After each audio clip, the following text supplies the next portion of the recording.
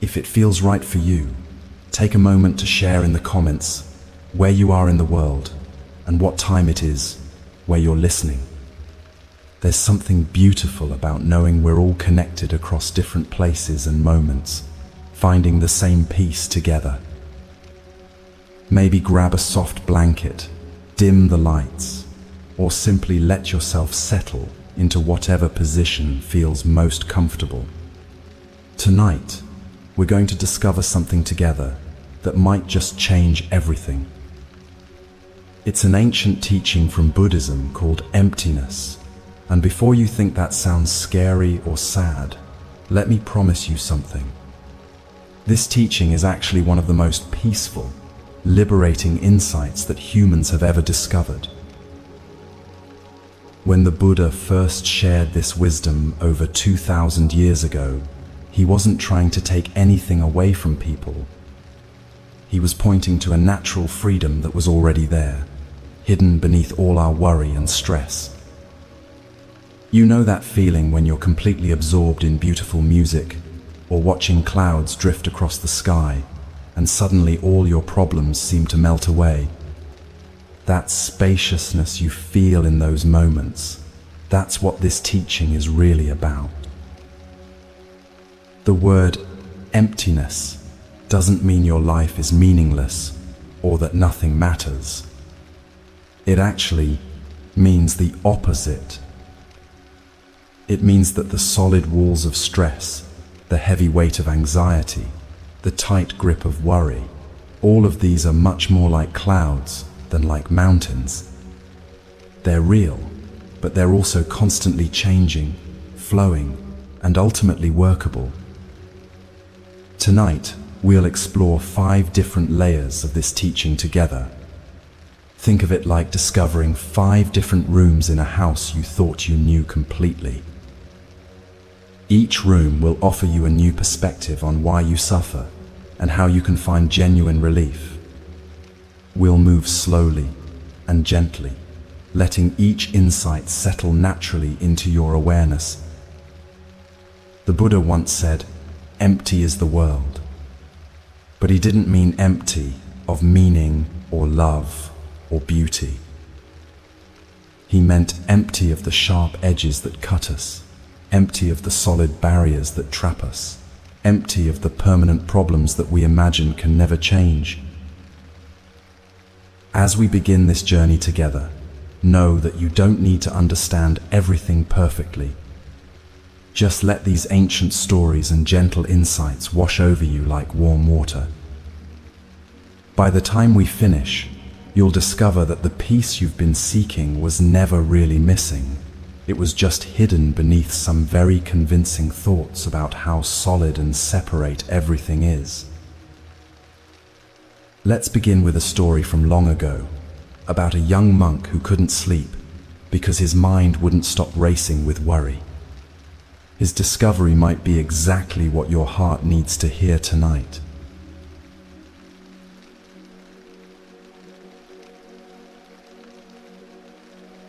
There once lived a young monk named Chen in a quiet monastery nestled between gentle hills.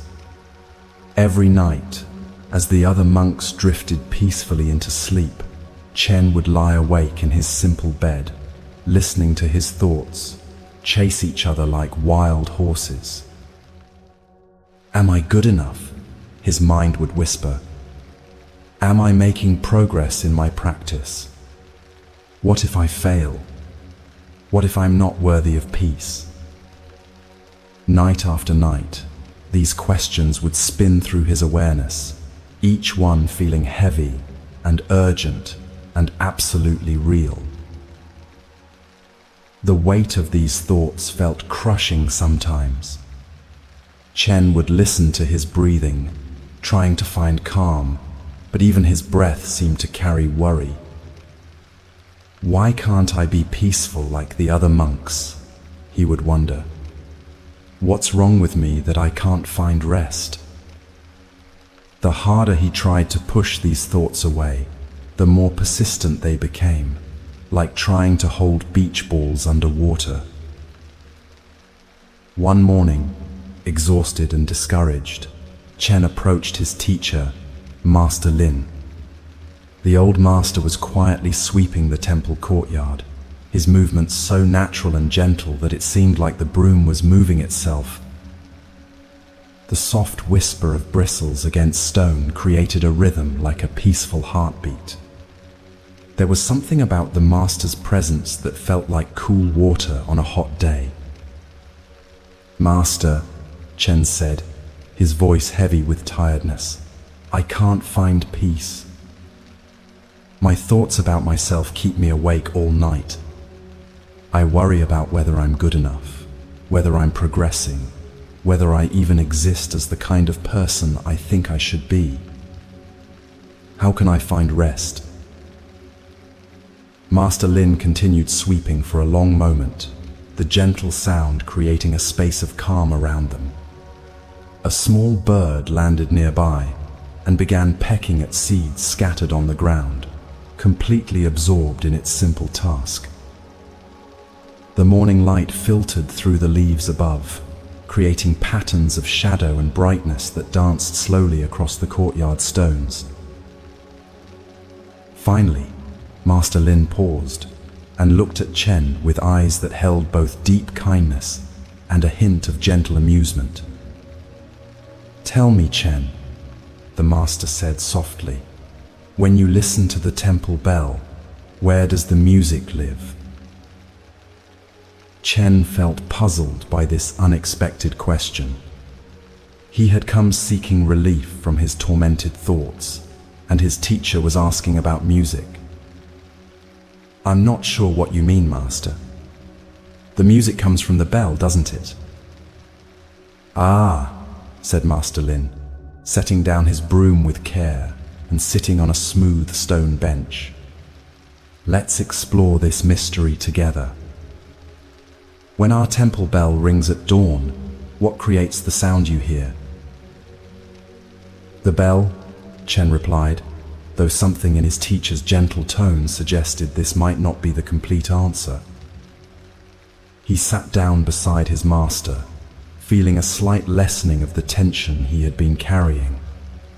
But the bell alone, sitting silently on its post, makes no music at all. What else is needed? Chen thought for a moment, feeling like he was being led down a path he'd never noticed before. Someone has to ring it. Yes, exactly. And then what happens? Then the sound travels through the morning air. Good. And then I have to have ears to hear it. Wonderful, Master Lin nodded, his eyes sparkling with delight. So this experience you call hearing the temple bell, where exactly does it happen? Is it in the bell itself? In the person ringing it? In the air between? In your ears? In your mind? Chen started to answer, then stopped. The more he really considered this question, the more mysterious it became. The experience of hearing seemed to exist everywhere and nowhere at the same time. It was like trying to catch water with his hands, or like searching for the exact place where blue becomes green in the sky. "I don't know, Master." This not knowing, Master Lin said with infinite gentleness, is the beginning of wisdom. You see, Chen, you've been lying awake worrying about this thing you call yourself. But let me share with you what the Buddha discovered when he looked into this same mystery over 2,000 years ago. What Master Lin was about to reveal to Chen was the Buddha's first and most fundamental teaching about emptiness. This insight had transformed the lives of countless people throughout history, offering them freedom from the very same kind of mental torment that was keeping Chen awake at night. It was a discovery so profound that it addresses the root cause of human suffering itself. The Buddha taught, that when we look carefully at any moment of experience, we find three parts, just like a musical performance. In a musical performance, there's a musician, there's a musical instrument, and there's the music itself. All three are needed for music to arise. Without any one of these elements, there would be no music. In the same way, the Buddha discovered that conscious experience always involves three components: sense objects, sense organs, and consciousness. Let me help you understand this through a story, Master Lin continued, his voice taking on the gentle rhythm of someone sharing ancient wisdom. Imagine a skilled pianist sitting down at a beautiful grand piano. Her hands are graceful and trained, capable of creating the most exquisite melodies. The piano itself is a masterpiece of craftsmanship, with strings perfectly tuned and keys that respond to the gentlest touch. Let's explore this together using this image. When the pianist places her fingers on the keys and begins to play, what happens? Her skilled touch creates vibrations in the strings, and these vibrations become sound waves that travel through the air. This music, these sound waves moving through space, becomes what the Buddha called a sense object. It's something that can potentially be experienced, like the fragrance of a flower or the warmth of sunlight on your skin. The sense object exists independently of whether anyone is there to experience it or not. Now, if you happen to be sitting in the concert hall and you have healthy ears, these ears become your sense organs for sounds. Your ears are incredibly sophisticated instruments, more complex than the most advanced technology humans have ever created.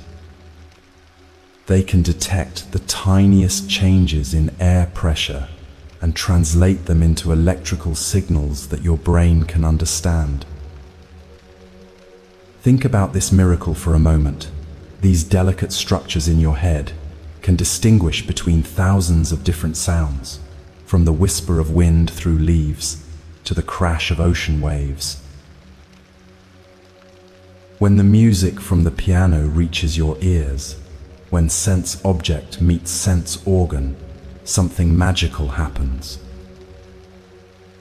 The experience we call hearing arises naturally and automatically. This hearing, this awareness of sound, is what the Buddha called consciousness.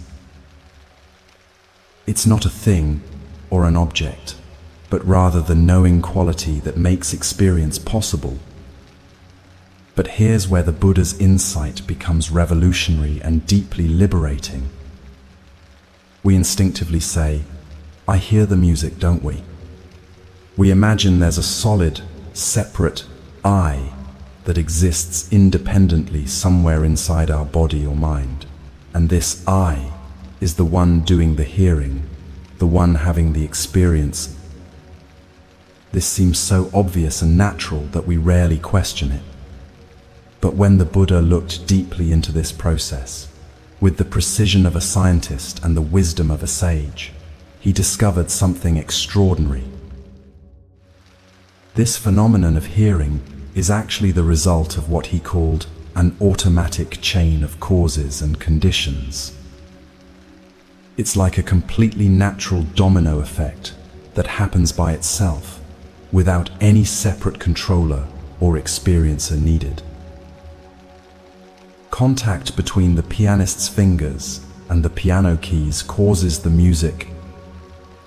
Contact between the music and your ears causes the experience of hearing the music. Without a pianist or a piano, there is no music. Without music or ears, there is no hearing of music. Each part depends completely on the others. In this beautiful chain reaction, the Buddha asked, Where exactly can we find a separate self that's in charge? Where is the independent experiencer that we imagine is having these experiences?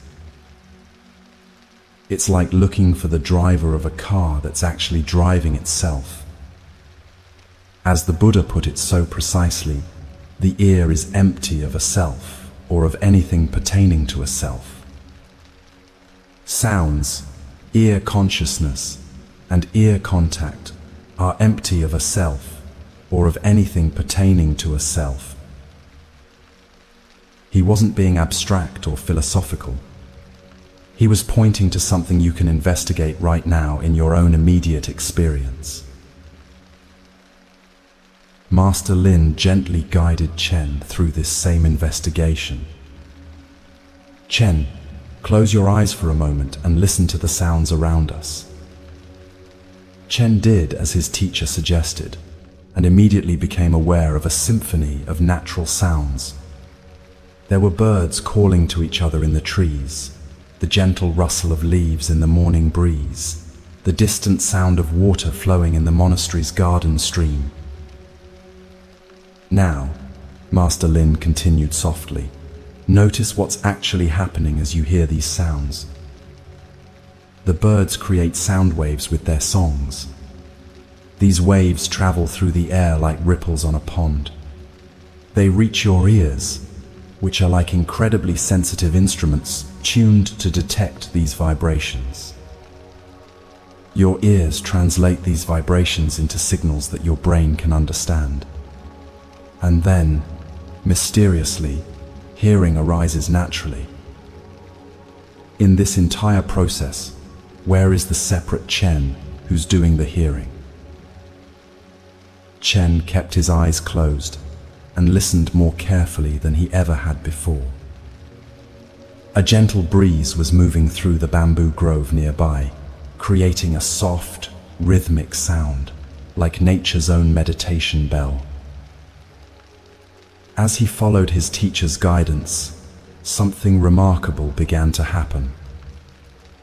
The more carefully he looked for the hearer of the sounds, the more the sounds seemed to be hearing themselves. There was definitely hearing happening, vivid, clear, immediate hearing, but no separate someone doing the hearing. It was like discovering that what he had always thought was a solid wall was actually made of flowing water. The experience was still there, more vivid than ever, but the boundaries he had imagined were nowhere to be found. The Buddha applied this same careful investigation to all 6 senses. Yes, he considered the mind to be a 6th sense, just like seeing or hearing. He found that seeing, smelling, tasting, touching, hearing, and thinking all happen as automatic processes that arise when the right causes appear in the right conditions. Each sense works exactly like the hearing example we've been exploring. Let's explore this with the sense of sight to deepen our understanding. Right now, if you're in a place where you can see something, perhaps the device you're listening on, or the wall of the room you're in, or your own hands, notice what's happening in the process of seeing. Light waves are bouncing off objects around you and traveling at incredible speed toward your eyes. Your eyes, which are even more sophisticated than the most advanced cameras ever built, focus these light waves and translate them into electrical signals. When these signals reach your brain through your optic nerves, the experience we call seeing arises automatically. Where in this natural process is the separate seer? Where is the independent you that's doing the seeing? The same investigation applies to thinking itself, which might be the most interesting of all. Thoughts arise in your awareness based on countless causes and conditions. your past experiences, your current situation, the food you ate, how much sleep you got, the conversation you had yesterday, the book you read last month, the weather today, your body's chemistry, memories triggered by a scent or sound. These thoughts appear in consciousness automatically, just like sounds appear when conditions are right for hearing. Where is the separate thinker that we imagine is creating these thoughts? Chen was beginning to discover what the Buddha had realized under the Bodhi tree centuries before. If you investigate deeply enough, you'll see that your personal experience is actually entirely impersonal. There is no separate you to whom experience is occurring. There's no experiencer of experience standing apart from the flow. There's only an endless, beautiful cycle of causes and conditions stretching infinitely back and forward in time, like an ocean with no beginning or end. But here's where this insight becomes intensely practical for our daily struggles with stress and anxiety. The Buddha connected this understanding directly to why we suffer and how we can find genuine relief. This was not just a philosophical discovery, but a practical key to ending unnecessary suffering. This cycle of causes and conditions, this flow of experiences, arising and passing away, naturally brings both pleasant and unpleasant experiences. Sometimes we hear music that lifts our hearts. Sometimes we hear sounds that annoy or disturb us. Sometimes we see beautiful sights that fill us with joy. Sometimes we see things that make us sad or afraid. Sometimes we have thoughts that make us feel confident and happy. Sometimes thoughts that make us worried, angry, or depressed. This is simply the natural flow of life. The Buddha discovered that what keeps us trapped in cycles of suffering and disappointment is what he called our clinging and avoidance. We desperately try to hold on to the experiences we like and push away the experiences we don't like.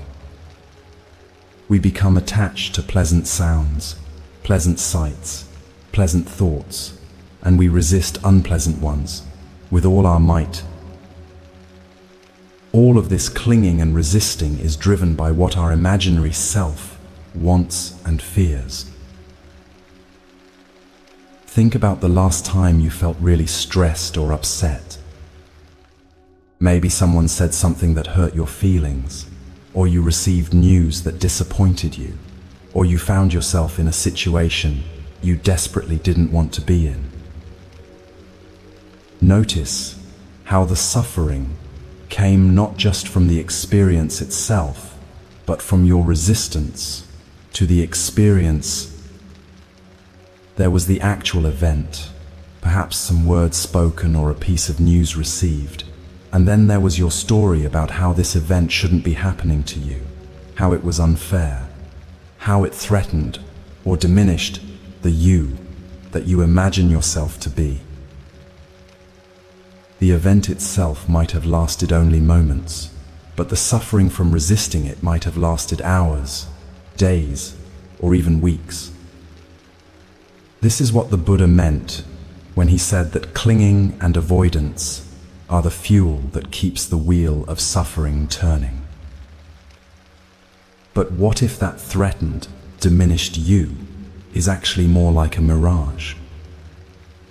What if it's a convincing optical illusion created by the habit of thinking in terms of my experiences and what I want and what threatens me?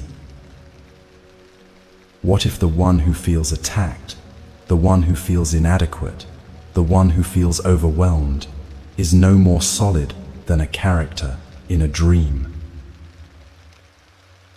Chen was discovering this for himself as he sat in the temple courtyard with his teacher. The morning sun was growing warmer on his face, and he could feel something loosening inside him, like a knot that had been tied for so long he'd forgotten it was there. "Master," he said softly, "if there's no separate me to have problems, then what about all my worries about whether I'm a good monk or whether I'm making progress?" Master Lin smiled gently, his weathered face radiating a peace that seemed to come from the deepest part of his being. "Those thoughts will still arise, Chen. Causes and conditions will still create the thought, am I good enough? Or am I making progress?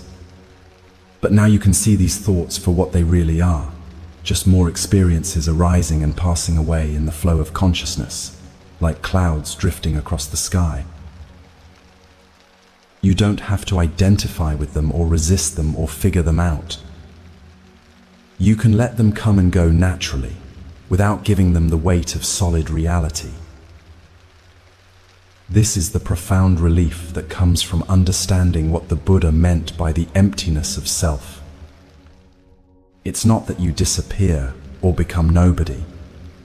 It's that you stop carrying the imaginary burden of being a separate someone who has to control everything, fix everything, and defend against everything. You discover that you exist as something much more spacious and peaceful than you ever imagined. The Buddha described this realization as the key insight that brings suffering to an end. To really see that our feeling of being a solid, separate self doesn't correspond to anything in reality is the discovery that unlocks the door to genuine peace. To live your life in accordance with this understanding is what the Buddha called nirvana. Not a place you go to after you die, but a way of being in this very life that's free from unnecessary suffering. Let me share how this might transform a difficult moment in your own experience. Imagine you're facing a challenge that usually triggers intense stress and worry. Maybe you have to have a difficult conversation with someone you care about, or you're dealing with a health concern that's been troubling you, or you're facing financial pressure that keeps you awake at night. Normally, this situation feels like it's happening to a solid, vulnerable you, doesn't it? There's a sense that this separate self might be damaged or overwhelmed or unable to cope with what's being asked of it. The stress feels personal, directed at you specifically, threatening your security and well-being. But what if you remembered Chen's discovery in that peaceful courtyard? You might begin to notice that even this stressful situation is arising from causes and conditions, just like hearing arises when sound meets ear. There are the external circumstances that are creating the challenge. There are your past experiences that influence how you interpret these circumstances. There are physical factors like how much sleep you got last night and what you ate for breakfast. There are emotional factors from other areas of your life that might be coloring this moment. There are social and cultural influences that shape your expectations and fears. All of these conditions are coming together right now, and stress is arising naturally from their meeting, just like music arises when fingers meet piano keys. But where, in this natural process of conditions creating stress, is the solid, separate, vulnerable you that feels threatened? When you look for it with the same gentle curiosity that Chen brought to looking for the hearer of sounds, you might find something surprising. The stressful situation is there, yes. The thoughts and feelings are there, yes. The physical sensations of stress are there, yes. But that tight, threatened sense of a separate self that feels like it's under attack, that might be much more like a habit of thinking than a solid reality. This doesn't mean you become passive or don't take appropriate action. If anything, it means you can respond to challenges more effectively. It means you can respond to challenges from a place of clarity and peace, rather than from the fears and defenses of an imaginary separate self. You can address what needs to be addressed, without the extra layer of suffering that comes from taking everything so personally. As Chen sat there in the growing warmth of the morning sun, he felt something he hadn't experienced in months. A deep, natural peace was emerging, not because his circumstances had changed in any way, but because he was beginning to see through the illusion that had been causing his sleepless nights. The worried, inadequate Chen that had been tossing and turning wasn't as real as he had thought. In fact, it was more like a character in a story he had been telling himself. A story he could now see was just a story. "Master," he whispered, his voice filled with wonder, "I feel like I've been carrying a heavy backpack full of rocks for years, and I just realized I could set it down any time I wanted." Master Lin nodded with deep satisfaction, his eyes twinkling with the joy of seeing a student make this profound discovery. "That backpack was never really there, Chen.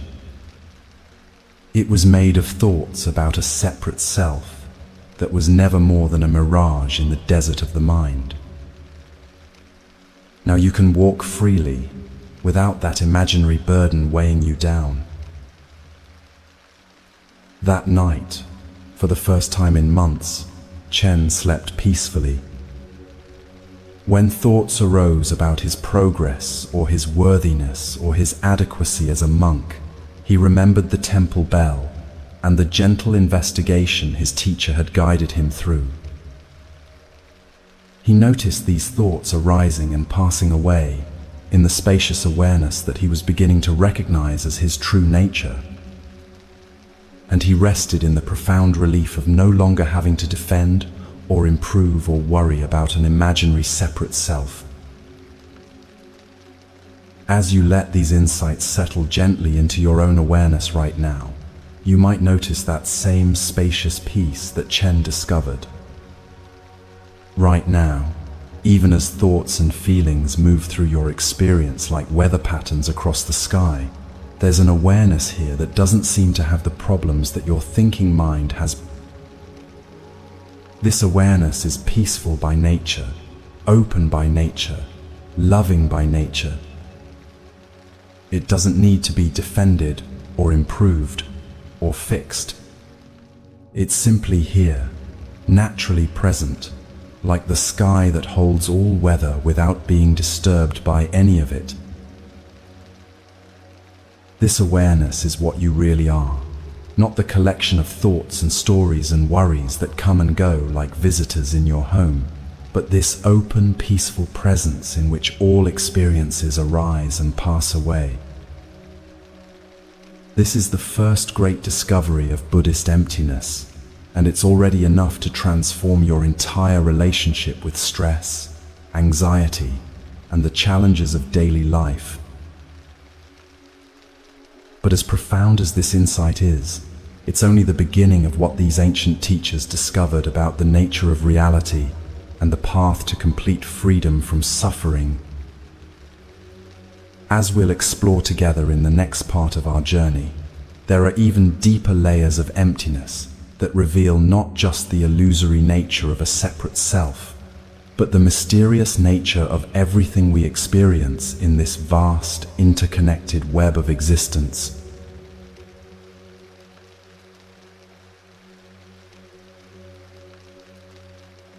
A few months after Chen's sleepless nights had given way to peaceful rest, another young monk named Dao arrived at the monastery.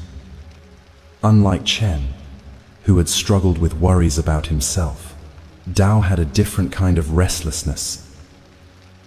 He was always trying to understand and categorize everything around him, believing that if he could just figure out where one thing ended and another began, he would find the peace he was seeking.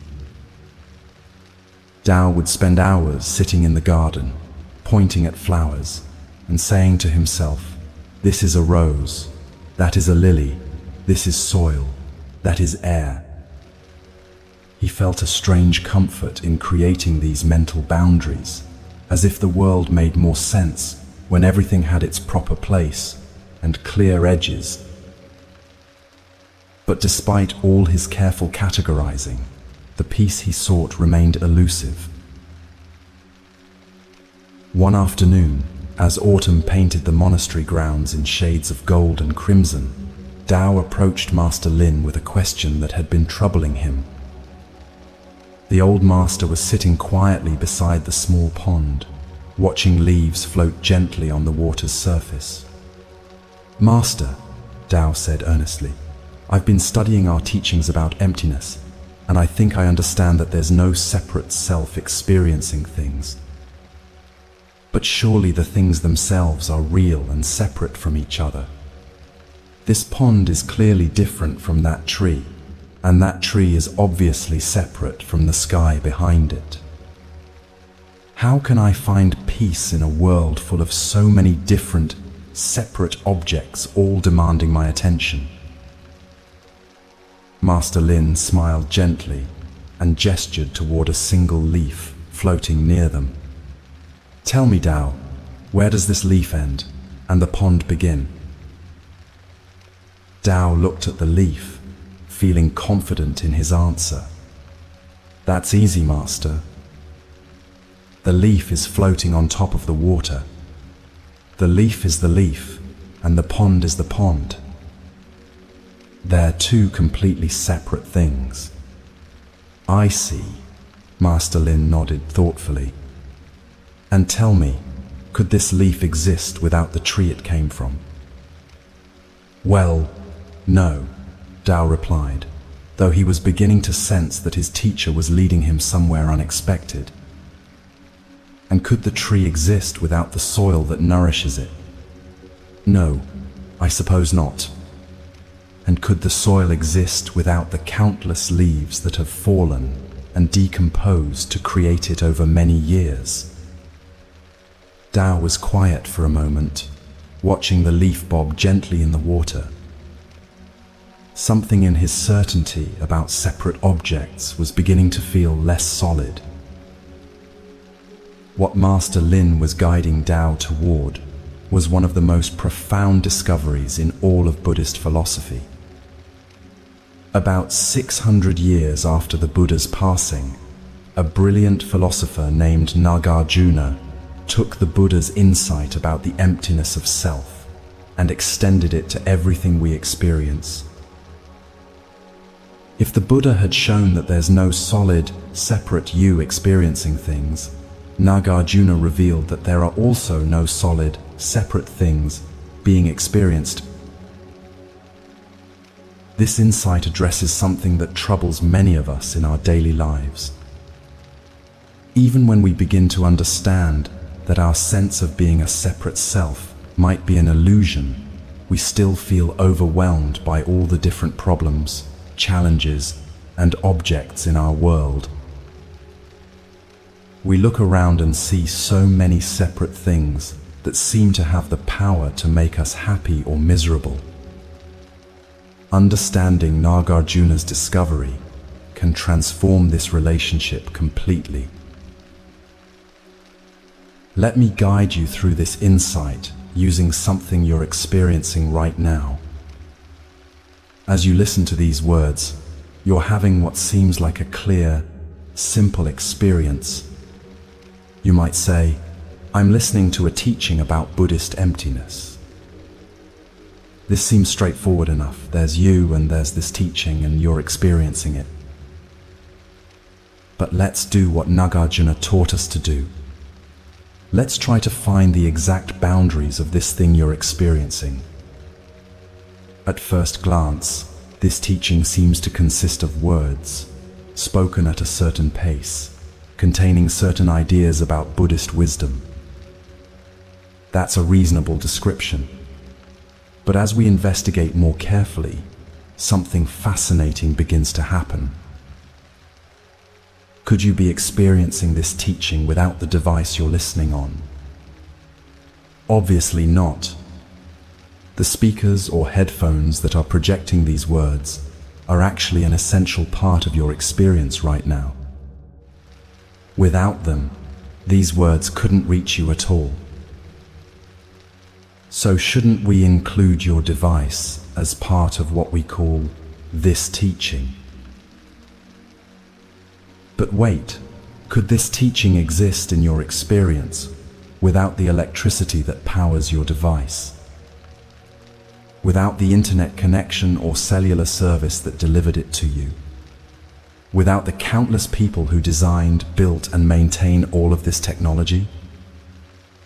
When you really think about it, all of these elements are necessary conditions for your experience of this teaching right now.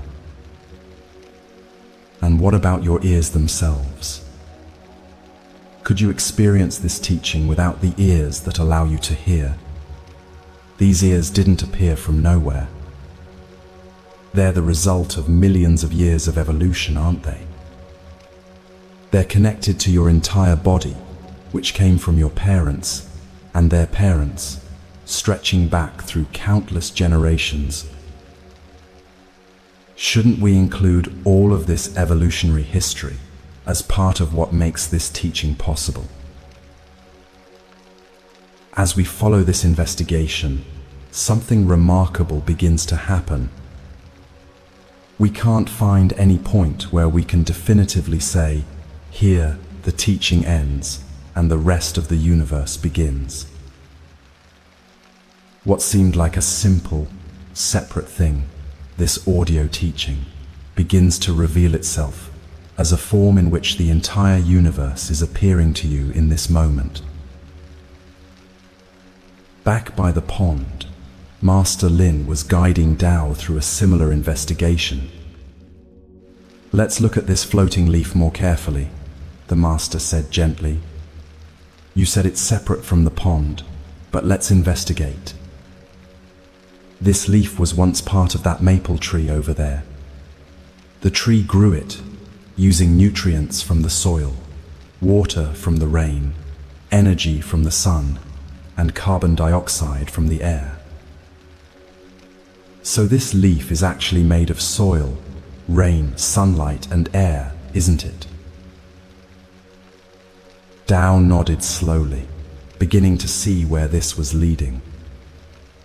"And where did the soil come from?" Master Lin continued.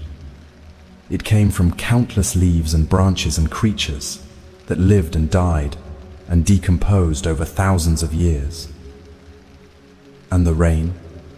It came from oceans that evaporated, forming clouds that traveled great distances before releasing their water here. And the sunlight? It traveled 93 million miles from a star that's been burning for billions of years." As Tao listened, his sense of this leaf being a separate, independent object began to dissolve. He was beginning to see what Nagarjuna had discovered, that what we call individual objects are actually meeting points where the entire web of existence becomes visible. This isn't just a philosophical curiosity. This insight has profound implications for how we relate to the stresses and challenges in our daily lives. Think about the last time you felt overwhelmed by a problem that seemed completely solid and insurmountable. Maybe it was a conflict with someone you care about, or a financial worry, or a health concern that kept you awake at night. When we're caught up in these difficulties, they feel like solid, separate objects that exist independently and have the power to harm us. But what if we applied Nagarjuna's investigation to these problems? What if that relationship conflict, for example, doesn't exist as a solid, separate thing, but rather as a meeting point of countless causes and conditions. Perhaps there's miscommunication arising from different communication styles learned in childhood. Maybe there's stress from work, affecting how both people respond to each other. There might be cultural differences, different expectations about relationships, past hurts that are coloring the present moment. There could be physical factors, hunger, tiredness, hormonal changes that affect mood and patience. All of these conditions and many more are coming together to create what we call this relationship problem. But where exactly does this problem begin and end? Where are its solid boundaries?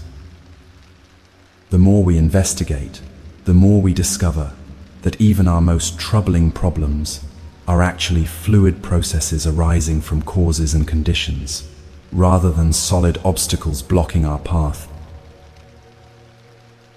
Nagarjuna took this investigation even deeper. He noticed that things also cannot exist without their opposites. There could be no concept of front without back, no up without down, no good without bad. Everything exists in relationship, in contrast, in interdependence. Think about something as simple as the idea of tall. A person who is tall compared to most people might be quite short compared to a professional basketball player.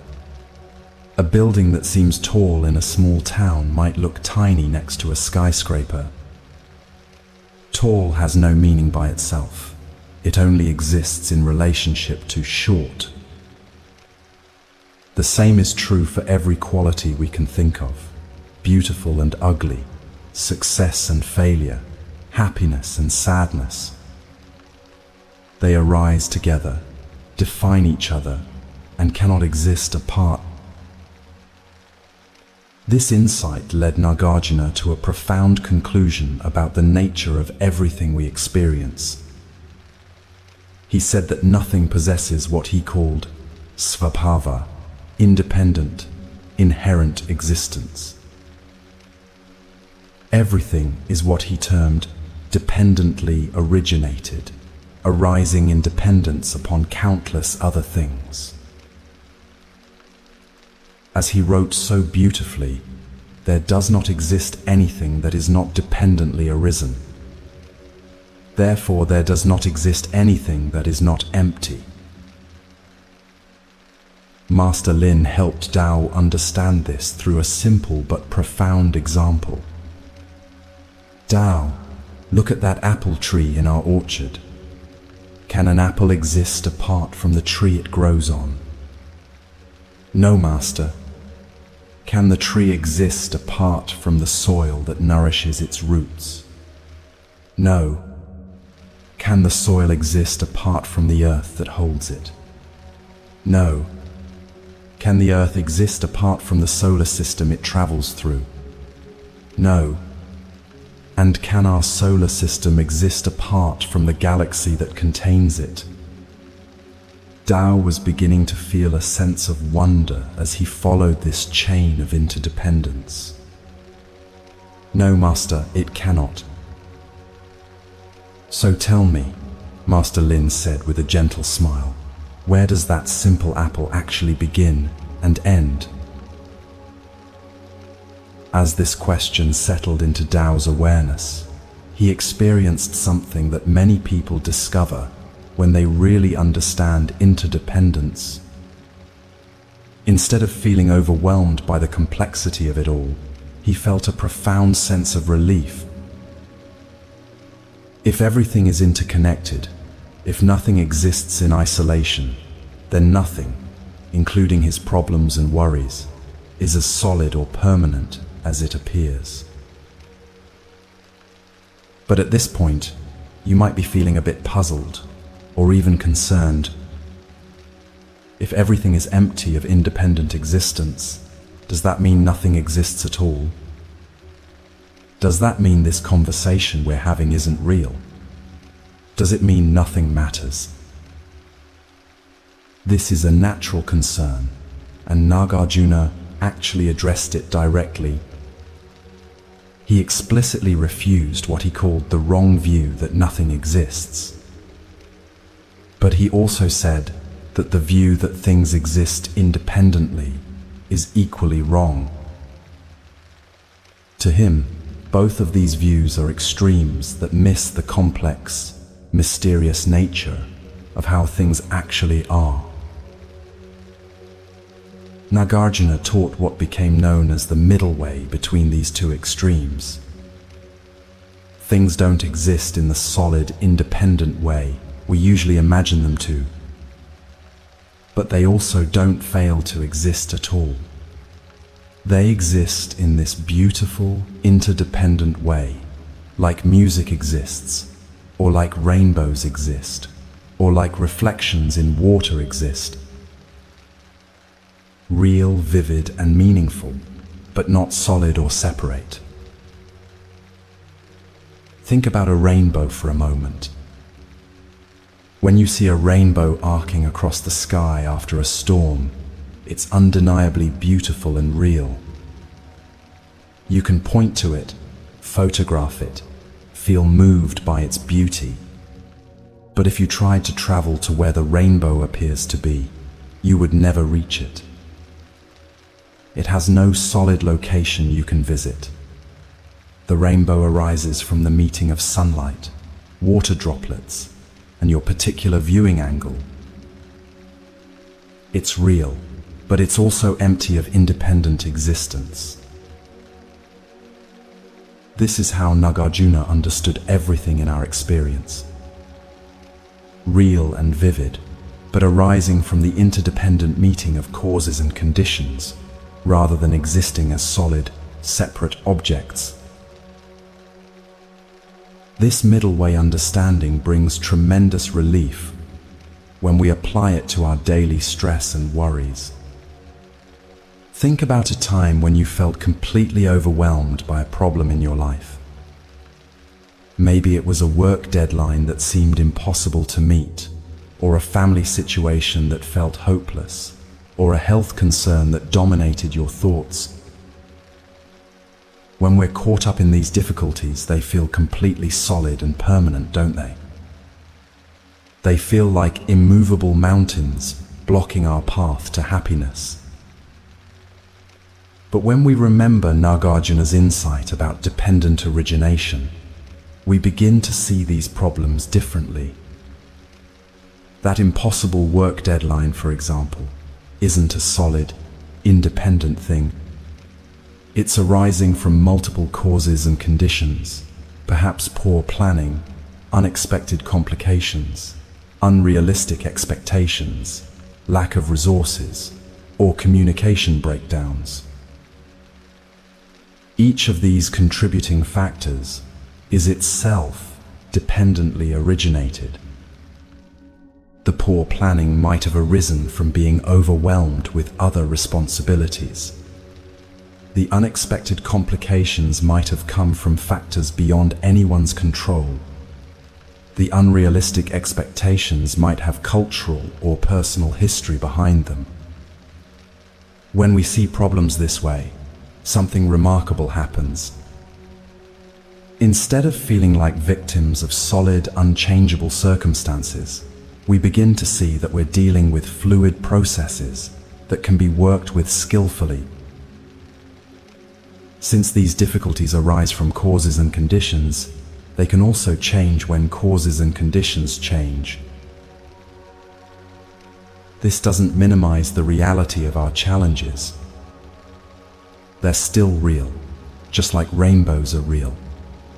But it reveals something hopeful about their nature. Since they're not solid walls, but patterns of interdependent causes, they're much more workable than they initially appear. Nagarjuna taught that when we really understand this interdependent nature of everything, including our suffering, we naturally develop both wisdom and compassion. We gain wisdom because we see that our problems aren't solid entities that can permanently block our well-being. We develop compassion because we see that other people's difficult behaviors also arise from complex webs of causes and conditions. That person who was rude to you at the store today, their rudeness didn't arise from nowhere. Maybe they received bad news that morning, or they're dealing with chronic pain, or they learned defensive communication patterns from a difficult childhood. Just as your own reactions arise from causes and conditions, so do theirs. This doesn't excuse harmful behavior, but it helps us respond with understanding rather than reactive anger. Back by the pond, Tao was beginning to experience this shift in perspective. As he watched the leaves floating on the water, he no longer saw separate objects demanding to be categorized and controlled. Instead, he saw a beautiful dance of interdependence, water supporting leaves that had fallen from trees that were nourished by soil that was created by previous generations of fallen leaves. Everything was connected to everything else in an endless web of mutual support. "Master," Tao said softly, "I feel like I've been trying to capture clouds with my hands. All this time I thought peace would come from understanding where everything begins and ends. But now I see that nothing really begins or ends at all. Everything is just this continuous flowing together." Master Lin nodded with deep appreciation. This is what the great teacher, Nagarjuna, discovered. When we stop trying to make reality fit into separate boxes, we can finally rest in the natural flow of interdependence. This flowing is our true home. This understanding of interdependence begins to dissolve the artificial boundaries between us and them, between my problems and the world's problems. We start to see that we're not separate individuals struggling alone, but interconnected participants in the same vast, mysterious process of life unfolding. When you truly see interdependence, you realize that your well-being and others' well-being are not separate. The air you breathe has been breathed by countless others. The food you eat grew from soil, enriched by the remains of plants and animals from ages past. The ideas that inspire you have been passed down through generations of teachers and students. Even your capacity for love and wisdom has been nurtured by the care you received from others, stretching back to the very beginning of your life. This isn't just a philosophical understanding, it has practical implications for how we live.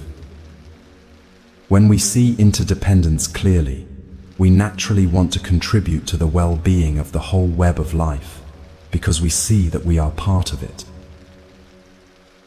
Our actions ripple out into the world and eventually return to us, just as the actions of others ripple through the interconnected web and affect our lives. Nagarjuna wrote, "I praise that perfect Buddha, the supreme philosopher, who taught us relativity." He wasn't talking about Einstein's relativity, but about this profound understanding that everything exists in relationship. Nothing stands alone. This teaching of interdependence is sometimes called the ultimate form of environmentalism. It shows us that there is no real separation between ourselves and our environment, between our inner peace and the peace of the world around us.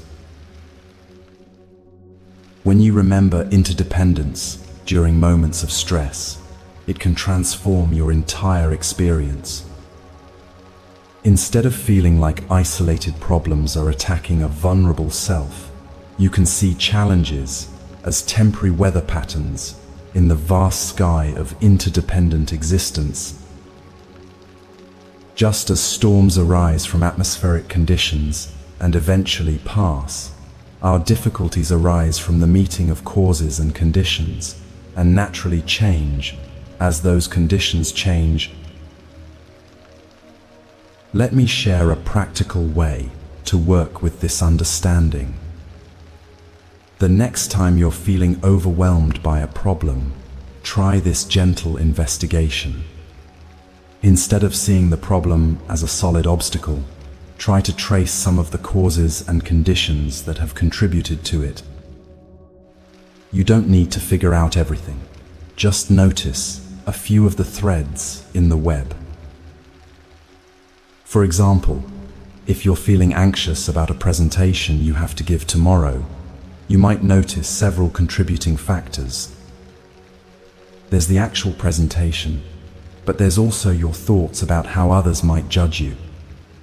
There might be old memories of times when you felt embarrassed or criticized. There could be physical factors like not getting enough sleep or drinking too much caffeine. There might be cultural messages about the importance of being perfect or impressive. Perhaps there's comparison with others who seem more confident than you feel.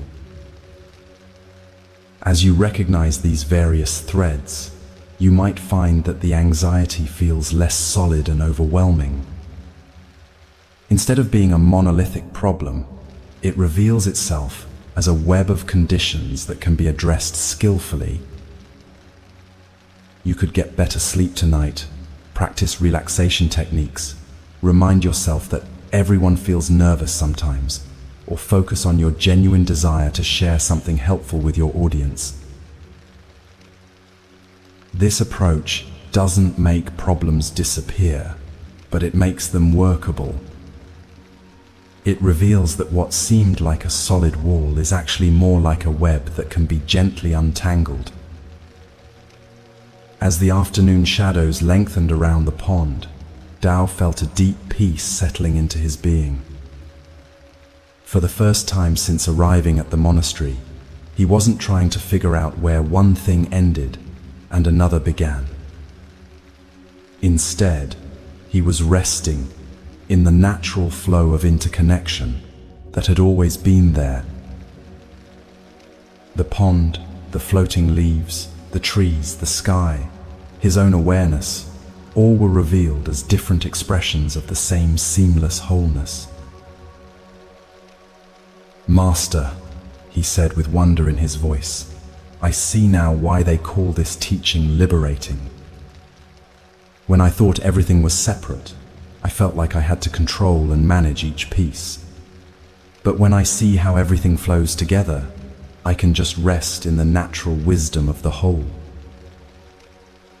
Master Lin smiled, watching a gentle breeze create ripples on the pond's surface. This is the gift that Nagarjuna gave to the world.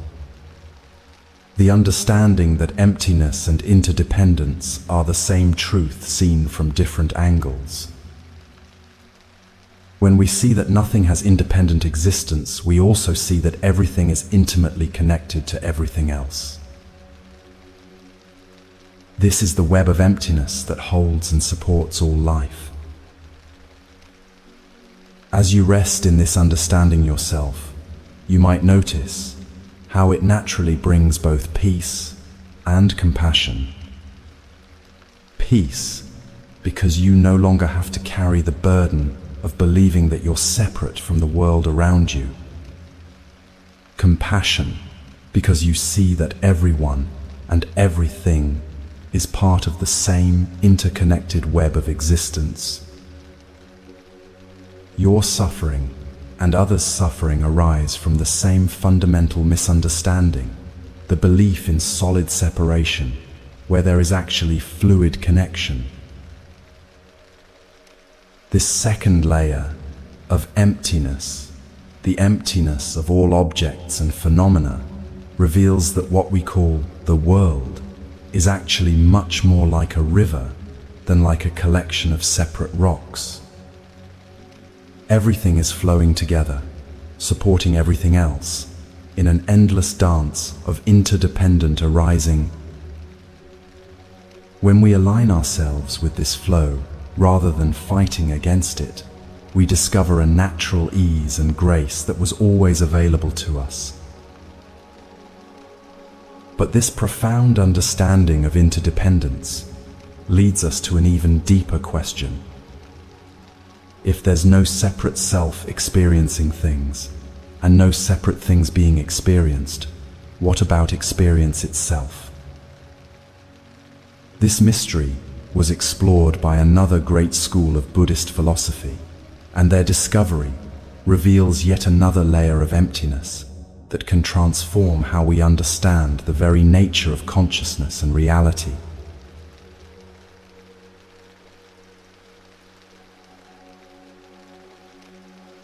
Several seasons had passed since Chen discovered the peace that comes from seeing through the illusion of a separate self, and Dao had found freedom in understanding the interdependent nature of all things.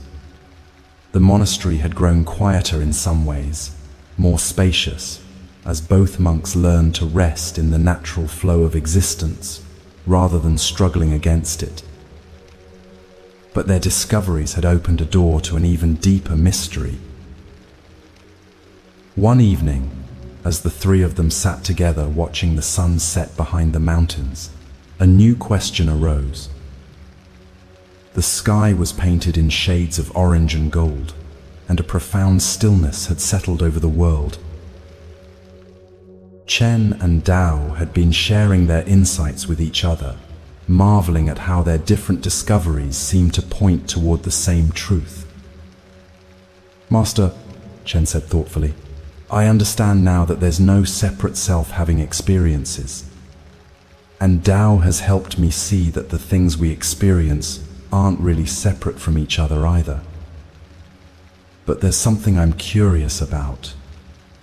If there's no separate experiencer and no separate things being experienced, what about the experiencing itself?" Tao nodded eagerly. "Yes, that's what I've been wondering too. Even though I can't find solid boundaries anywhere, there's still clearly something happening. Right now, we're seeing this beautiful sunset, hearing the evening birds, feeling the cool air. What is this awareness that seems to hold all these experiences?" Master Lin smiled with the gentle delight of a teacher whose students were ready for one of the most profound insights that human beings can discover.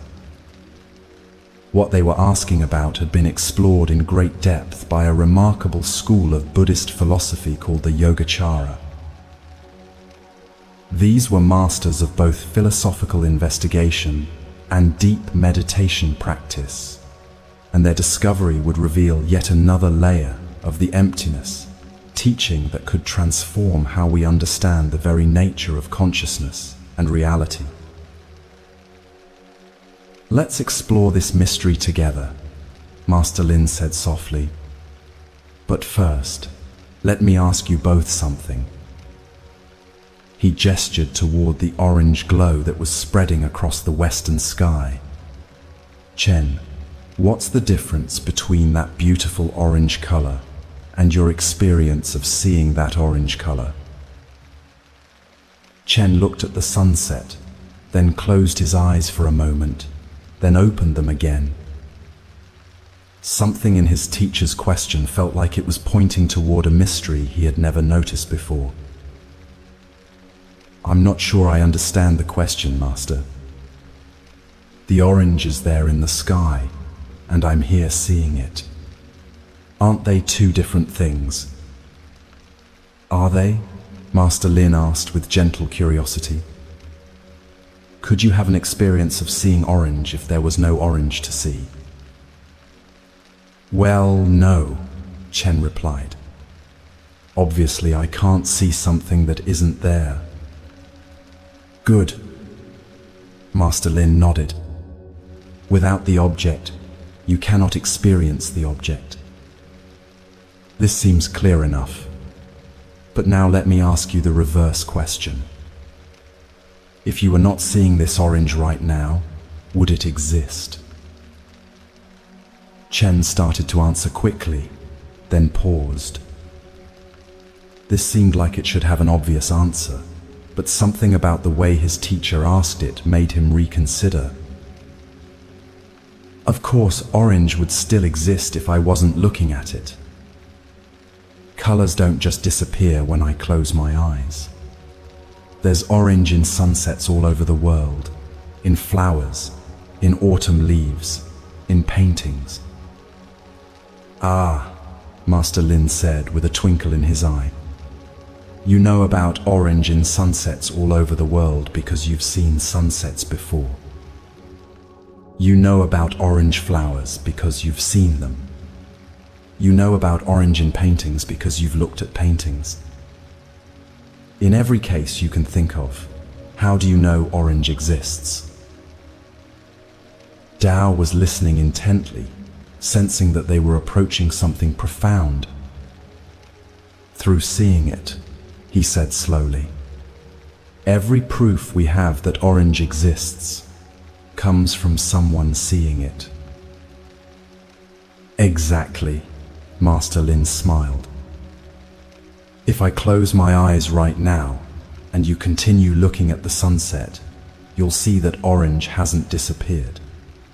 But the proof that it hasn't disappeared is your seeing of it.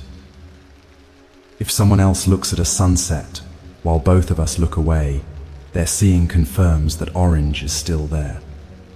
But notice something fascinating. Our experience of seeing is always the foundation upon which we confirm that anything exists.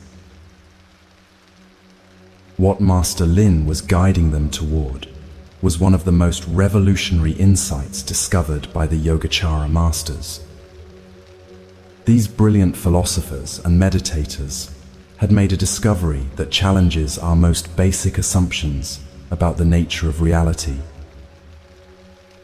Through their deep meditative experience combined with their philosophical genius, they found that what we call objects of experience are actually inseparable from what we call experience itself.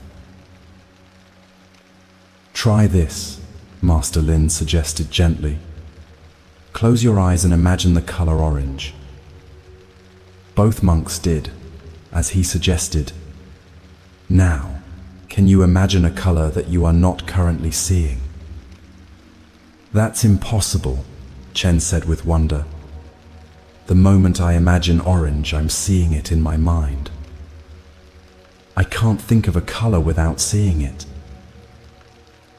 This points to something extraordinary, Master Lin continued. Orange and seeing orange are like two sides of a single coin. Like the full and empty halves of a glass, one has no meaning without the other. One cannot be said to exist without the other. The Yogacara masters had discovered this same inseparable relationship between all objects and the consciousness that knows them. But they didn't stop with objects. They applied the same investigation to what we call the subject or experiencer of awareness.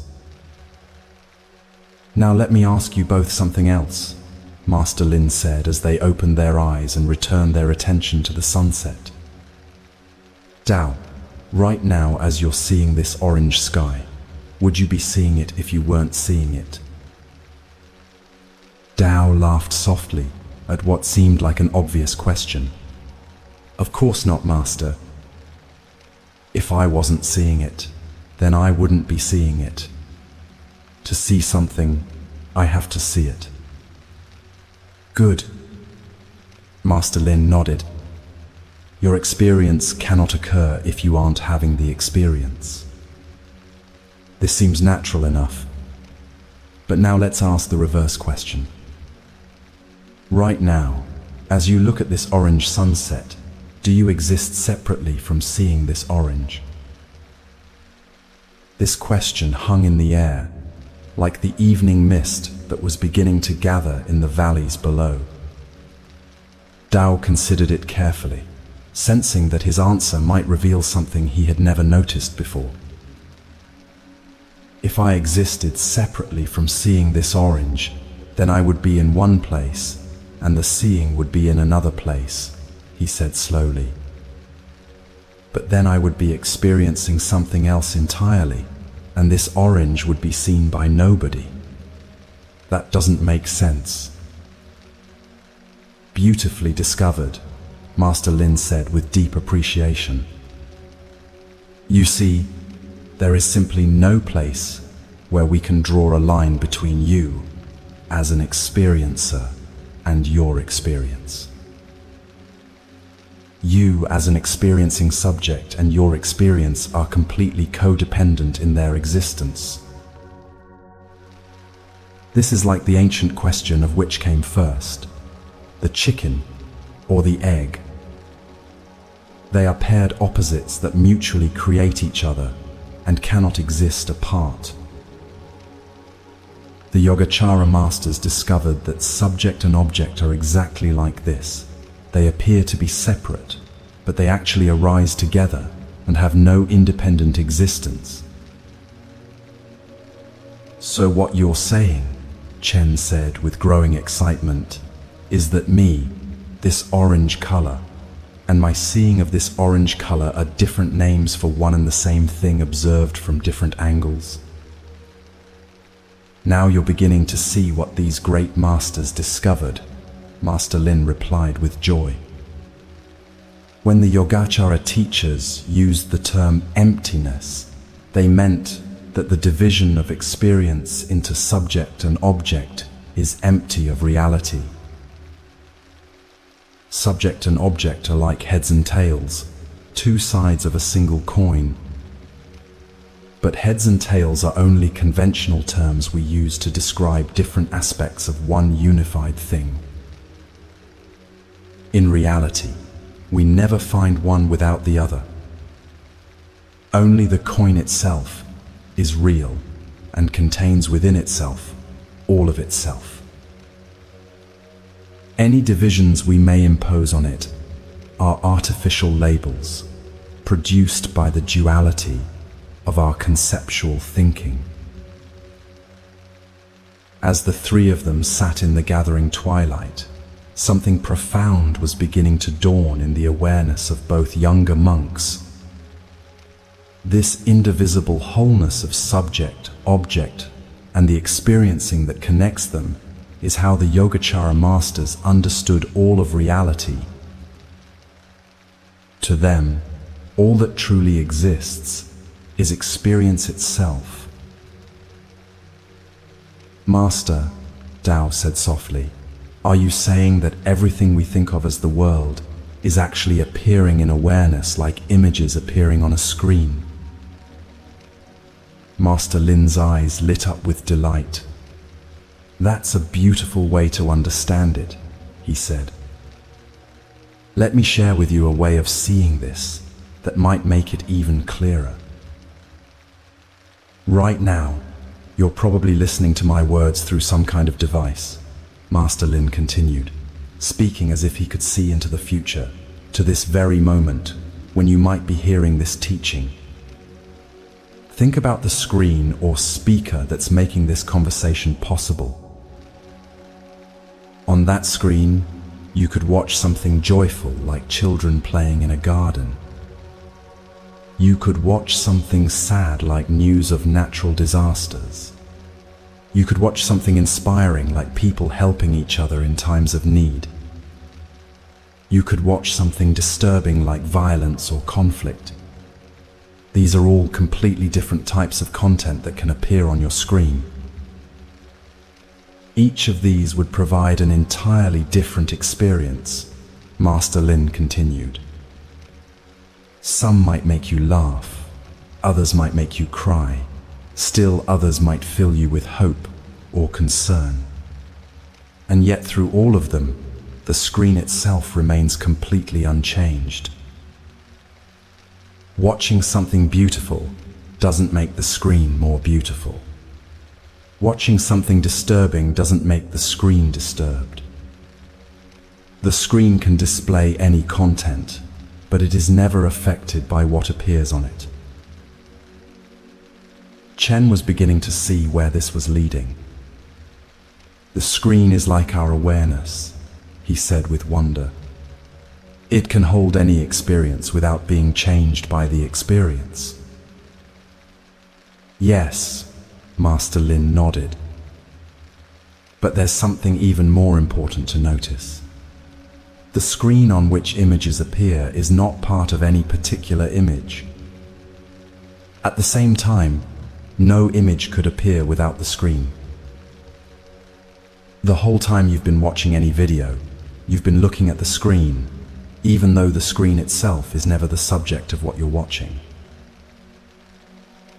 Until now, Dao added with a smile. Right now, this teaching is pointing to the screen itself. Exactly, Master Lin said, with deep satisfaction. And this is what I want both of you to investigate right now. Look into your own conscious awareness, the screen on which all your experiences appear. As the last light faded from the western sky and the first stars began to appear, both monks turned their attention inward with a quality of gentle curiosity they had learned from their teacher. What they were about to discover was something that could transform their understanding of who and what they really are. Notice that our different experiences appear in different ways. Master Lin guided them softly. Chen's memories of his childhood appear one way in his awareness, and Dao's memories appear another way in his awareness. Chen's body sensations are different from Dao's. Your thoughts, your emotions, your perceptions, all of these appear differently on the screen of your individual awareness. But what about the screen itself? What about the aware presence in which all these experiences appear? This question opened a doorway to one of the most profound discoveries that human consciousness can make. The Yogacara masters had found that while the content of awareness varies from person to person and moment to moment, awareness itself has certain unchanging qualities that are the same for everyone.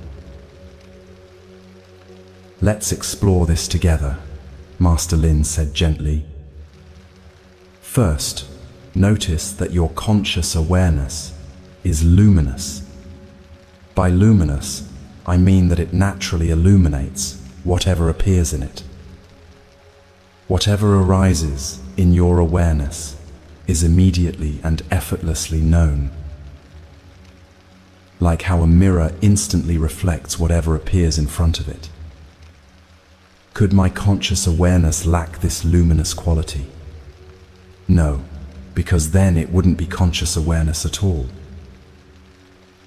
Chen nodded with recognition. It's like awareness is naturally awake, he said.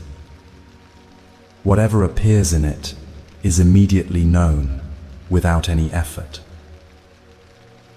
Second, Master Lin continued, notice that your conscious awareness has no preferences. It lacks resistance and attachment. When something pleasant appears, like the taste of fresh fruit, it is fully received and then naturally released. When something unpleasant appears, like the pain of a minor injury, it is also fully received and then naturally released. Awareness itself doesn't try to hold on to the pleasant or push away the unpleasant. But Master, Dao interjected, I certainly have preferences and resistances. I definitely try to hold on to pleasant experiences and avoid unpleasant ones. Yes, Master Lin agreed with a gentle smile. But notice the difference between your mind and your awareness. Your thinking mind, your will, your personality, these may resist certain experiences and cling to others. But your conscious awareness is that which experiences these resistances and attachments. It is the field in which they appear as objects. The awareness itself remains open and non-reactive, like the sky that holds all weather, without being disturbed by storms or sunshine. This distinction was crucial to what the Yogacara masters had discovered. They found that what we usually call ourselves is actually a collection of thoughts, emotions, memories, and sensations that appear in awareness. But awareness itself, the knowing presence in which all these experiences arise, has a completely different nature. Third, Master Lin continued, notice that your conscious awareness is empty. It can hold any thought, emotion, feeling, and experience because it is itself empty of all thoughts, emotions, feelings, and experiences. It's like the space of an empty room that can be filled with furniture because it is itself empty of furniture. Could my conscious awareness lack this empty, spacious nature? No, because then it would be an object appearing in awareness rather than awareness itself. Chen was beginning to feel a sense of vast spaciousness as he investigated this. It's like awareness is the space in which everything happens, but it's not limited by anything that happens in it, he said with wonder. Finally, Master Lin said, notice that your conscious awareness is outside of time and space. Time and space appear in it as objects of experience, but awareness itself cannot be located anywhere within time or space. Right now, your awareness is present. This morning, your awareness was present. Tonight, your awareness will be present. It's always here and now, regardless of what appears in it. Could my conscious awareness belong to time or space? No, because then it would have form and duration, a beginning and an end. But awareness itself is the unchanging presence in which all change appears. As both monks investigated these qualities, something extraordinary began to dawn on them. Tao was the first to voice what they were both discovering. Master, he said with amazement, when I look for the qualities of my awareness and Chen looks for the qualities of his awareness, we can't find any differences. The awareness that's aware of my thoughts and the awareness that's aware of his thoughts seems to be the same awareness. Yes, Master Lin said with profound satisfaction. When we compare what we call your conscious awareness with what we call my conscious awareness, we discover not a single difference between them. When we are comparing two things and we discover not a single difference between them, what must we conclude? That they're one and the same thing, Chen whispered, his voice filled with awe. This discovery lies at the heart of what the Yogacara masters called Buddha nature or Tathagatagarbha.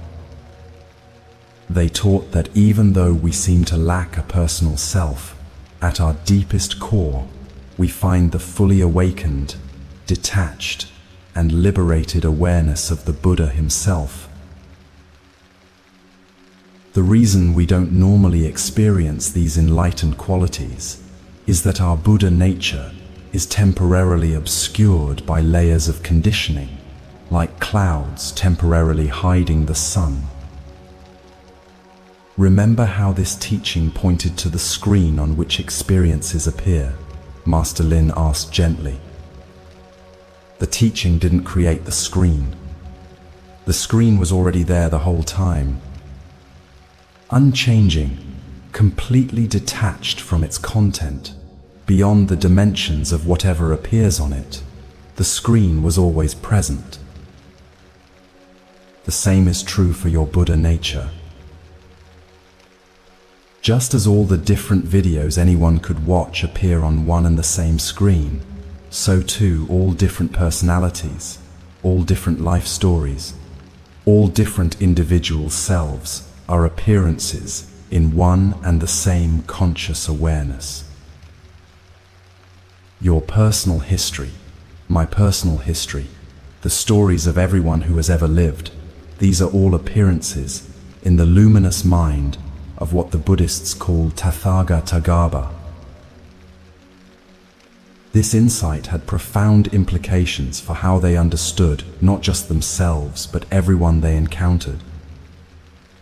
As Master Lin explained, when you meet someone who seems very different from you, someone with different opinions, different backgrounds, different personalities, you can remember that their essential awareness is the same awareness that you are. Their thoughts and emotions may be different, their life story may be different, but the aware presence in which their experiences appear is not different from the aware presence that you are. The Buddha had said in the ancient texts, hidden within the defilements of greed, desire, anger, and stupidity there is seated the Tathagata's wisdom, the Tathagata's vision, and the Tathagata's body. All beings, though they find themselves with all sorts of defilements, have a Tathagatagarbha that is eternally unsullied, and that is replete with virtues no different from my own. But Master, Chen said thoughtfully, if this is true, why don't we always experience this enlightened awareness? Why do we still get caught up in worry and fear and anger? Master Lin smiled with infinite compassion. Think of it this way, he said. Imagine a perfect mirror that has become covered with dust over many years. The mirror itself is always pure and perfect, capable of reflecting anything clearly. But when it's covered with dust, its reflections appear cloudy and distorted. The dust doesn't change the essential nature of the mirror, but it temporarily obscures its clarity. Our Buddha nature is like that perfect mirror, he continued. It's always present, always pure, always aware, but it can become temporarily obscured by what we might call the dust of conditioning, old habits of thinking, emotional patterns we learned in childhood, cultural beliefs that limit our understanding. The goal of Buddhist practice is like gently wiping the dust off the mirror. This understanding transforms how we approach personal growth and spiritual development.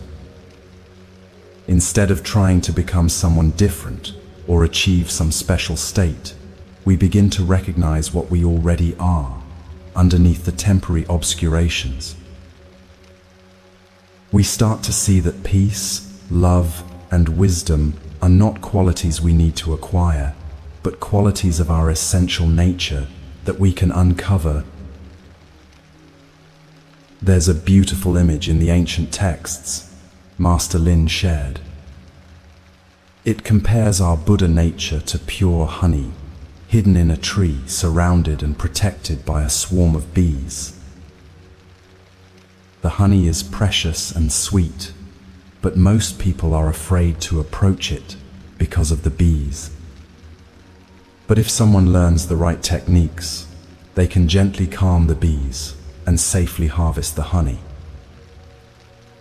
Like the honey surrounded by bees, we all have this Buddha nature inside us, surrounded by the protective mechanisms of our personality, our fears, our defensive patterns.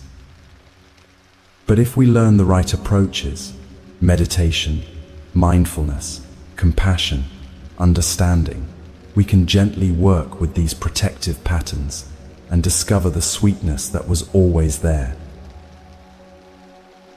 As the evening deepened and the stars grew brighter overhead, both monks were experiencing a profound shift in how they understood themselves and their relationship to the world. The anxious, worried Chen, who had once tossed and turned at night, was revealed to be a temporary appearance in an awareness that was naturally peaceful. The restless, categorizing Tao, who had tried to organize everything into separate boxes, was revealed to be a temporary activity in an awareness that was naturally spacious and whole-lime. "Master," Tao said softly, "I'm beginning to understand why this is called the ultimate teaching about emptiness. It's not that we don't exist, but that we exist as this open, aware presence, rather than as the limited, separate people we imagined ourselves to be." "Yes," Master Lin nodded. "And notice how this naturally brings compassion. When you see that your essential nature and everyone else's essential nature is the same aware presence, how could you not feel connected to all beings? Their suffering becomes your suffering because it's happening in the same awareness. Their joy becomes your joy for the same reason." This insight has practical implications for how we deal with difficult people and challenging situations. When someone is being rude or aggressive, instead of taking it personally, we can remember that their behavior is arising from the temporary obscurations in their awareness. The essential awareness that they are is the same awareness that we are. This doesn't excuse harmful behavior, but it allows us to respond with understanding rather than reactive defensiveness. The Yogacara masters went even further with this discovery. What became their most profound teaching was that the entire world we experience is produced by consciousness itself. They saw all objects, phenomena, and experiences as projections of the mind, like dreams that seem completely real while we're dreaming them. "Think about your dreams at night," Master Lin suggested. "In your dreams, you encounter people, places, objects, entire worlds that seem completely real and separate from you. You might have conversations with dream characters who seem to have their own personalities and opinions. You might visit dream places that seem to exist independently. But when you wake up, you realize that everything in the dream, including the dream version of yourself, was actually a creation of your own mind." The Yogacara masters discovered that our waking experience has this same dream-like quality, he continued. What we call the external world is actually a projection of the deepest levels of consciousness. This doesn't mean the world isn't real, but it means its reality is more like the reality of a dream than like the solid, independent reality we usually imagine. This teaching points to something that modern physics has also discovered, that the apparent solidity of matter dissolves when we look closely enough.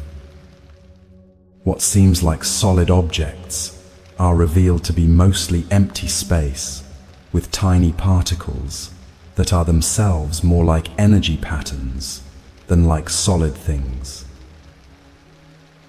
The Yogacara masters intuited this through meditation, thousands of years before we had the scientific instruments to verify it. But whether we think of the world as solid and external, or as dream-like and mind-created, the most important discovery remains the same, Master Lin said with gentle emphasis. You are not a separate, limited self struggling in an alien world. You are the very awareness in which all experience appears. You are the screen, not just something appearing on the screen. Chen felt tears of relief and recognition flowing down his cheeks. "Master," he said with deep emotion, "I feel like I've been searching everywhere for home, and now I realize I never left home. This awareness, this is what I really am. It was never missing, never damaged, never in danger. This is what the great Christian mystic Meister Eckhart discovered when he wrote, 'The eye through which I see God is the same eye through which God sees me. My eye and God's eye are one eye, one seeing, one knowing, one love,' Master Lin shared. Different traditions use different words, but they're all pointing to this same recognition, that the awareness that looks out through your eyes is the same awareness that looks out through every pair of eyes." As the three of them sat in the profound stillness of the mountain night, surrounded by the vast canopy of stars, they were experiencing what mystics throughout history have called the ultimate truth, not as a philosophical concept to be understood by the mind, but as a direct recognition of what they had always been. "This teaching cannot really be communicated in words," Master Lin said softly. "At best, words can point toward it, like fingers pointing at the moon. But the recognition itself happens in silence, in the depth of your own being. It's not something you can grasp with your thinking mind, because your thinking mind is something that appears in it." For those listening to this teaching right now, you might take a moment to investigate this for yourself. Notice that there's an aware presence here that's listening to these words. This awareness is not disturbed by whatever thoughts or feelings might be passing through. It's naturally peaceful, naturally open, naturally loving. This aware presence is not something you have, it's what you are. You might notice that this awareness has no problems. The thinking mind might have problems. The body might have discomfort. The emotions might be turbulent. But the awareness that knows all of these experiences remains untouched, like the sky that's unaffected by the storms that pass through it. This is your Buddha nature, not something you need to develop or achieve, but something you can recognize and rest in right now. The Yogacara understanding reveals that reality is not a collection of separate objects existing independently in space and time. Instead, reality is consciousness experiencing itself as the infinite variety of forms and experiences that make up what we call the world. You are not in the universe. The universe appears in you as awareness. This recognition naturally brings what the Buddhists call the end of seeking. When you realize that what you've been searching for is what you already are, the restless movement of trying to become someone better or find something more finally comes to rest. There's nowhere to go because you never left home. There's nothing to achieve because you already are what you sought. There's no one to become because you were never the limited person you imagined yourself to be. As the night grew deeper and the teaching drew toward its close, Tao spoke with quiet wonder. "Master, I understand now why this is called the dance of awareness.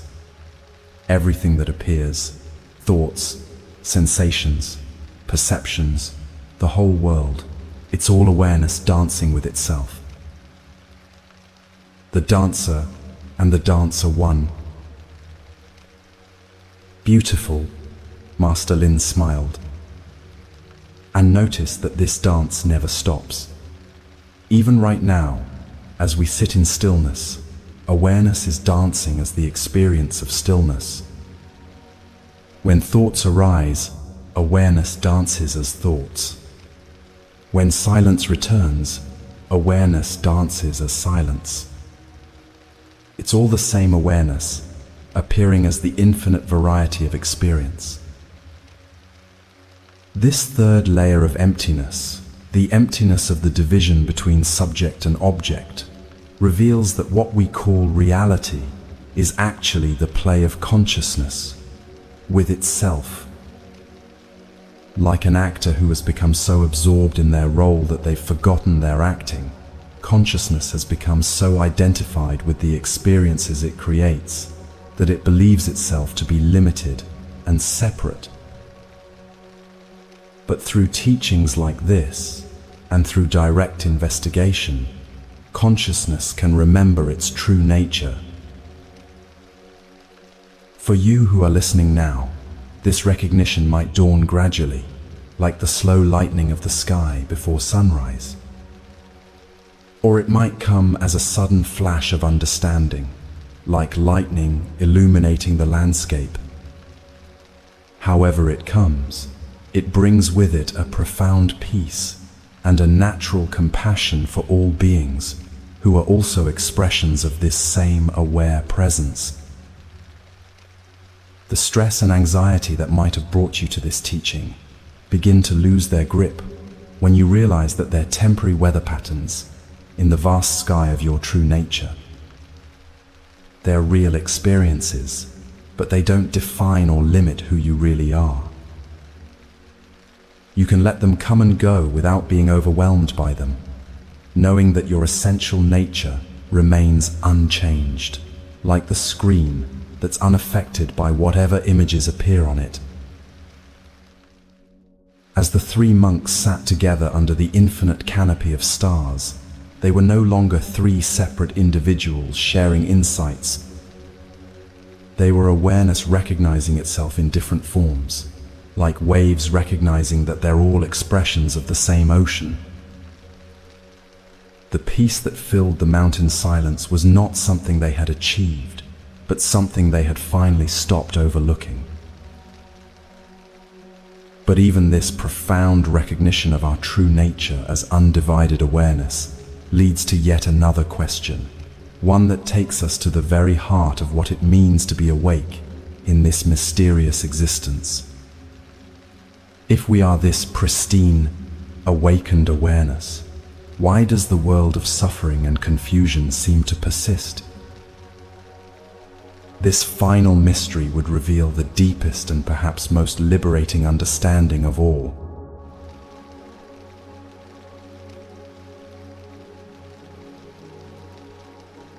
As the weeks passed, following their profound recognition of the dance of awareness, something unexpected began to emerge in the daily life of the monastery. Chen, Dao, and Master Lin had experienced such deep insights into the nature of emptiness that you might think their journey was complete. But life has a way of presenting us with even deeper mysteries, and the most profound teaching was yet to unfold. If you're feeling moved to connect with others on this journey, I gently invite you to share in the comments what time it is, where you are, and perhaps what you're hoping to find in these ancient teachings. There's something beautiful about knowing we're all exploring these timeless questions together, across different places and moments. Maybe find a comfortable position, perhaps with a warm cup of tea or a soft blanket, as we dive into what might be the most surprising and controversial discovery in all of Buddhist philosophy. One morning, as spring was beginning to paint the monastery grounds with delicate blossoms, two new students arrived seeking guidance. They were young women named Maya and Priya, who had traveled from distant villages after hearing stories of the peace that radiated from this mountain sanctuary. What made their arrival particularly interesting was how different they appeared to be from each other. Maya was quiet and contemplative, with eyes that seemed to hold depths of sadness from losses she had experienced in her young life. She moved slowly and spoke softly, often gazing at the ground as if the weight of the world rested on her shoulders. Priya, in contrast, was bright and energetic, quick to laugh and always ready with questions about everything she encountered. She seemed to bounce rather than walk, and her curiosity about life was infectious. As Master Lin welcomed them to the monastery, Chen and Dao observed these newcomers with interest. Here were two people who seemed as different as night and day, yet both were seeking the same thing: freedom from suffering and a deeper understanding of life's meaning. Over the following days, as Maya and Priya settled into the rhythm of monastery life, something curious began to happen. During the evening teachings, Master Lin would often ask them simple questions about their experience, and their answers revealed something that surprised everyone. "Maya," Master Lin said one evening as they all sat together in the garden, "when you feel sad about the losses you've experienced, what is it that knows this sadness?" Maya considered this question carefully, her brow furrowed in concentration. "There's something in me that's aware of the sadness," she said slowly. "It's like there's a part of me that can step back and observe even the deepest pain. This observing part doesn't seem to be touched by the sadness, even though it knows the sadness completely." "And Priya," Master Lin continued, "when you feel joy and excitement about life, what is it that knows this joy?"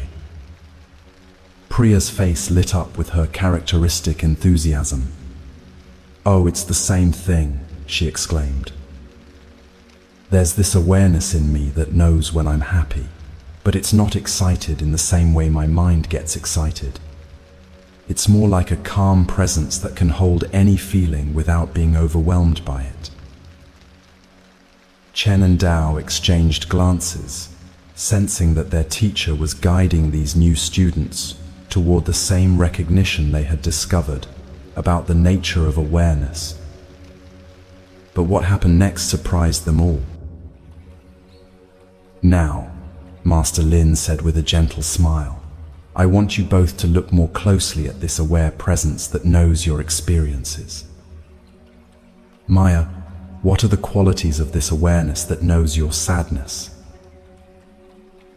Maya closed her eyes and turned her attention inward. After a few moments, she spoke with wonder in her voice.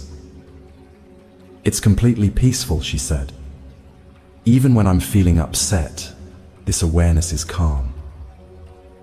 And it's like it has infinite space. There's room for any feeling without it becoming crowded or overwhelmed. It's also completely present, like it never leaves this moment."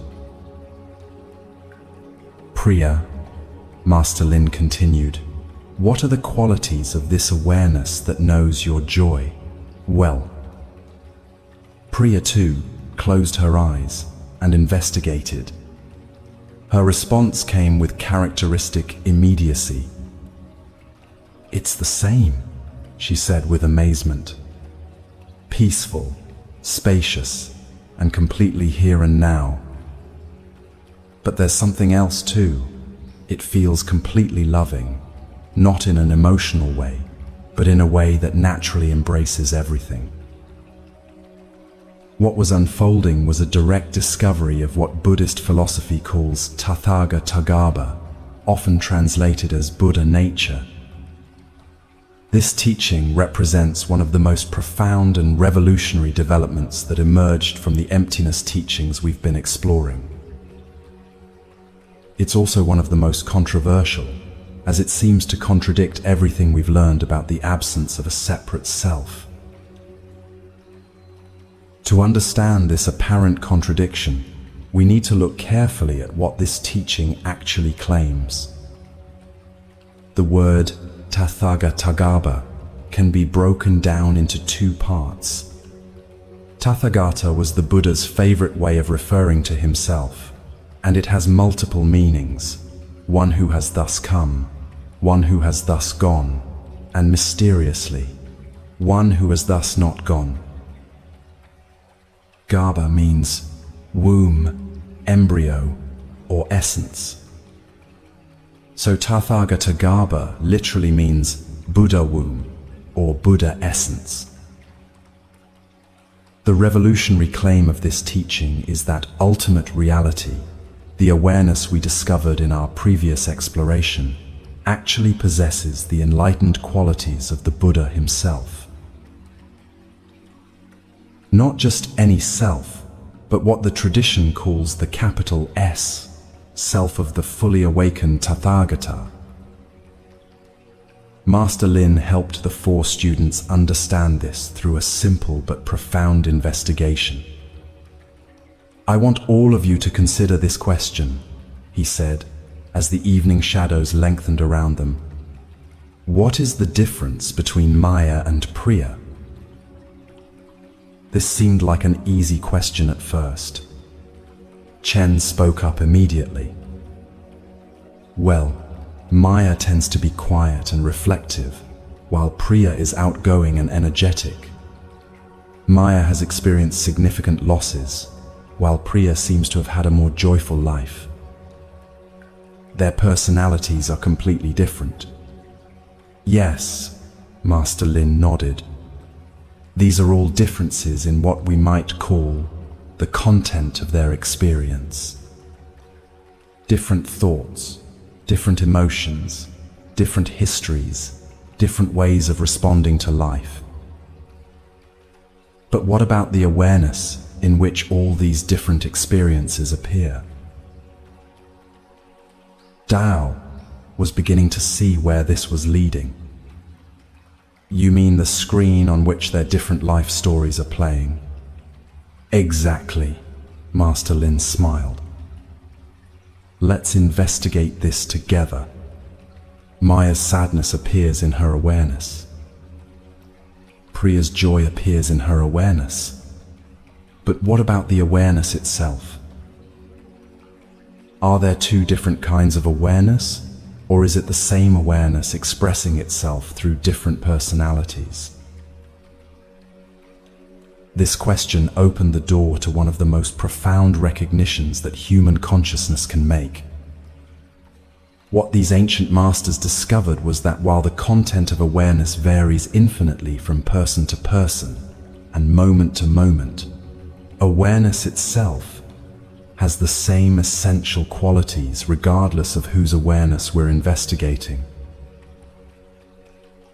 "Let's explore this systematically," Master Lin suggested. "First, we've already established that both Maya's and Priya's awareness is naturally luminous.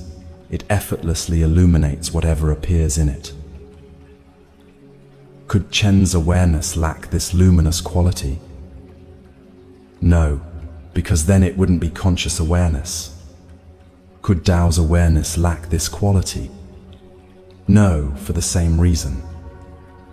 So luminosity is a universal quality of awareness itself." Maya nodded with recognition. "It's like every person has the same sun shining in their inner sky," she said softly. "The sun is the same, even though it illuminates different landscapes." "Second," Master Lin continued, "we discovered that awareness naturally lacks resistance and attachment. It receives all experiences equally and releases them naturally. Maya, does your awareness try to hold on to pleasant experiences or push away painful ones?" Maya considered this carefully. "No," she said with surprise. "My mind certainly does that, but the awareness that knows my mind's reactions doesn't seem to have those reactions itself. It's like it's naturally at peace with whatever appears." "Priya, is your awareness different in this regard?" Not at all, Priya replied. It's the same natural detachment. My personality might get excited or disappointed, but the awareness that knows these emotions is always calm and accepting. So this quality of natural detachment is also universal, Master Lin observed. Third, we found that awareness is naturally empty, spacious enough to hold any experience, because it is itself empty of any particular experience. This emptiness is not a blank void, but a fullness that's so complete, it appears empty, like the space in a room that can accommodate any furniture precisely because it contains no furniture. Chen was feeling a growing sense of amazement. Master, are you saying that this empty, aware space is the same in all of us? What do you think? Master Lin asked with a twinkle in his eye. Can you find any differences between the spacious awareness that you are and the spacious awareness that Tao is? As all 4 students investigated this question, they made a discovery that mystics throughout history have called the greatest secret of existence. When they looked for their individual awareness, they found the same awareness. When they tried to locate the boundaries between their consciousness and others' consciousness, they found no boundaries at all. Finally, Master Lin said, we discovered that awareness exists outside of time and space. Time and space appear in it, but it is never contained by them. It's always present, always here, always now, regardless of what story appears in it. Could any of our individual awarenesses be different in this regard? The answer was becoming obvious to everyone. As Priya said with wonder in her voice, we're all the same awareness, appearing as different people. This recognition is what the Tathagata teaching points to. The Buddha nature doctrine teaches that although we may seem to lack a personal self, at our deepest core, we find the fully awakened, enlightened awareness of the Buddha himself. We are not separate individuals who might one day become enlightened. We are already the enlightened awareness of the Buddha, temporarily appearing as separate individuals. The reason we don't normally recognize this is that our Buddha nature is temporarily obscured, like a perfect mirror covered with dust. The dust doesn't change the essential nature of the mirror, but it prevents the mirror from reflecting clearly. Similarly, our enlightened nature is temporarily obscured by layers of conditioning, learned behaviors, and mistaken beliefs about who we are. Maya found this understanding deeply comforting. So the sadness I feel about my losses, that's just temporary dust on the mirror, she asked. Yes, Master Lin replied with infinite gentleness. The sadness is real, and it deserves compassion and care. But it's not who you are. You are the aware presence that can hold even the deepest sadness with love and spaciousness. The goal of practice is not to get rid of difficult emotions, but to recognize that they arise and pass away in the vast sky of your true nature. Priya was equally moved by this understanding. And my joy and enthusiasm, these are also temporary expressions. Beautiful temporary expressions, Master Lin smiled. Like flowers blooming in the garden of awareness. Enjoy them fully, but don't mistake them for your essential nature. Your essential nature is the garden itself, the aware presence that can nurture any kind of flower that chooses to bloom there. This teaching had profound implications for how they understood everyone they encountered. As Master Lin explained, when you meet someone who seems difficult or unpleasant, remember that their essential nature is the same Buddha nature that you are. Their difficult behavior is like temporary clouds covering the sun. The sun itself, their fundamental awareness, is not different from your fundamental awareness. One of the most beautiful aspects of this teaching is how it naturally generates compassion. When you recognize that everyone shares the same essential nature, it becomes impossible to see others as fundamentally different or separate from yourself. Their pain becomes your pain because it's happening in the same awareness. Their joy becomes your joy for the same reason. But this teaching also raised important questions that had been debated in Buddhist circles for centuries. Some Buddhist scholars argued that the Tathagatagarbha doctrine contradicted the Buddha's original teaching about no self. If there's no self, how can there be a capital self? Wasn't this just smuggling back in the very thing the Buddha had taught us to see through? Chen voiced this concern one evening. "Master, I'm confused," he said honestly. "First you taught me that there's no separate self, which brought such relief. Now you're teaching about Buddha nature, which sounds like a special kind of self. How can both be true?" Master Lin's response revealed the subtle but crucial distinction that makes this teaching so profound.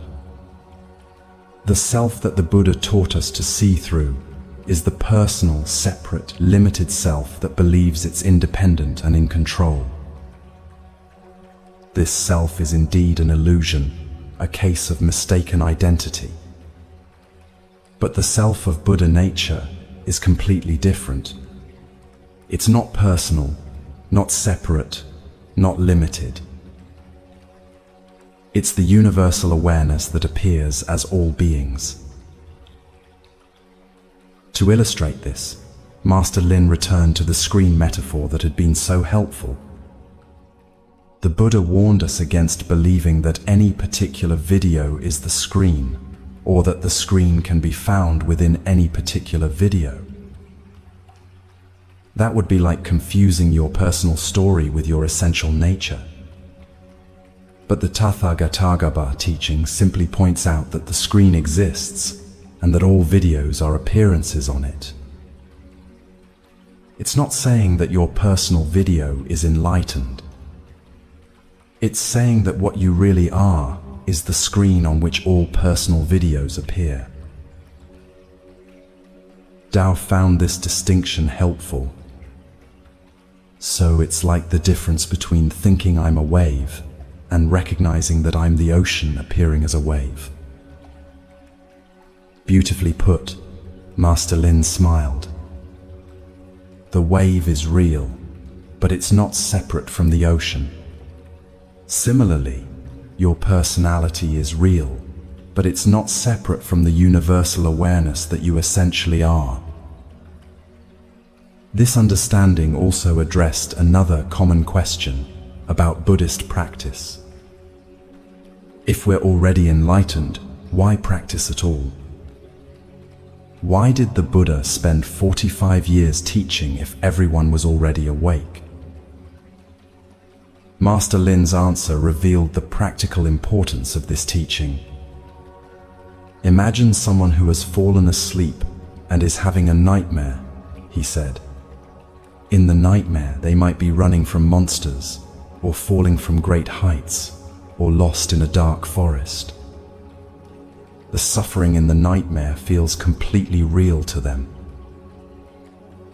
Now, you could say that this person is already safe and peaceful. They're lying in their comfortable bed, completely unharmed. But until they wake up from the nightmare, this truth doesn't help them. They need to actually wake up to recognize their safety. Similarly, he continued, we are already the peaceful, loving awareness of Buddha nature. But as long as we're identified with the dream of being separate, limited individuals, we continue to suffer as if this dream were our reality. Practice is the process of gently waking up from this dream of separation. The beauty of understanding Buddha nature is that it transforms the entire approach to spiritual practice. Instead of trying to become something you're not, you're simply remembering what you've always been. Instead of struggling to achieve some distant goal, you're learning to recognize the enlightened awareness that's already present. Maya discovered this shift in her own experience. When I meditate now, I'm not trying to get rid of my sadness or become a better person, she shared. I'm just resting in the awareness that can hold even sadness with perfect love. It's like coming home to myself. Priya's experience was similar. I used to think I needed to control my energy and become more calm and serious to be spiritual, she said. But now I see that my enthusiasm is just one way that Buddha nature expresses itself. I can be fully myself while knowing that my true self is much vaster than any personality. This teaching also has profound implications for how we understand love and relationships. When you recognize that the same awareness looks out through every pair of eyes, love becomes not just an emotion, but a recognition of identity. As the Buddha said in the ancient texts, whatever you did for one of the least of these brothers and sisters of mine, you did for me. Whatever you did not do for one of the least of these, you did not do for me. Master Lin helped them understand this. This wasn't just a poetic way of speaking, he explained. It was pointing to a literal truth. When you help someone who is suffering, you are literally helping yourself, because it's the same awareness experiencing both your compassion and their relief. When you harm someone, you are literally harming yourself, because there's ultimately only one awareness appearing as many beings. This understanding naturally leads to what spiritual traditions call universal compassion. It's not based on feeling sorry for others or trying to be a good person. It's based on the recognition that others are not actually other in the deepest sense. Their well-being is your well-being, because you share the same essential nature. As the months passed, all 4 students found that this recognition of Buddha nature was transforming their daily lives in practical ways. When someone was rude to them, instead of taking it personally, they could remember that the person's rudeness was arising from temporary confusion about their true nature. When they felt overwhelmed by their own emotions, they could rest in the awareness that remains peaceful, even in the midst of emotional storms. Chen found that his old tendency towards self-criticism had naturally dissolved. How can I criticize myself when I know that what I really am is this perfect, loving awareness? He said with amazement. I can still notice when my behavior needs adjustment, but there's no more of that harsh inner voice that used to torment me. Tao discovered that his compulsion to categorize and control everything had been replaced by a natural trust in the wisdom of the whole.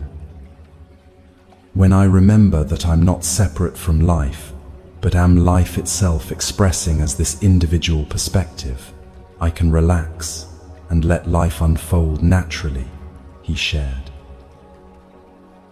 Maya found that even her grief had been transformed.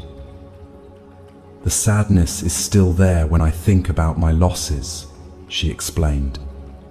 But now it feels like the ocean grieving for one of its waves that has returned to its source.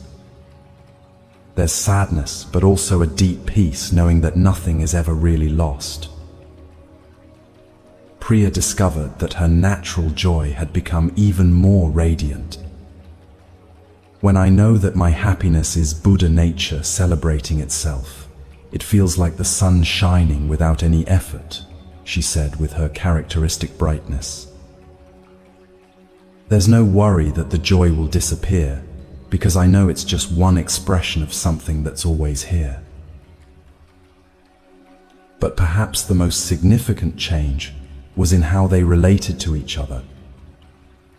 The monastery had become a place where 5 expressions of Buddha nature were consciously recognizing themselves in each other. Their conversations became deeper, their silences more profound, their simple daily activities infused with the sacred recognition of their shared true nature. One evening, as they sat together watching the sunset paint the mountains in shades of gold and purple, Master Lin posed a final question about this teaching. "There's something I want you all to consider," he said thoughtfully. "If we're already Buddha nature, already enlightened awareness, why does the world still seem to be full of suffering and confusion?" This question touched on what some consider the deepest mystery of existence. If our essential nature is already perfect and free, why does the dream of separation seem to persist? Why doesn't everyone simply wake up? "Maybe," Maya offered quietly, "it's like the ocean playing at being waves.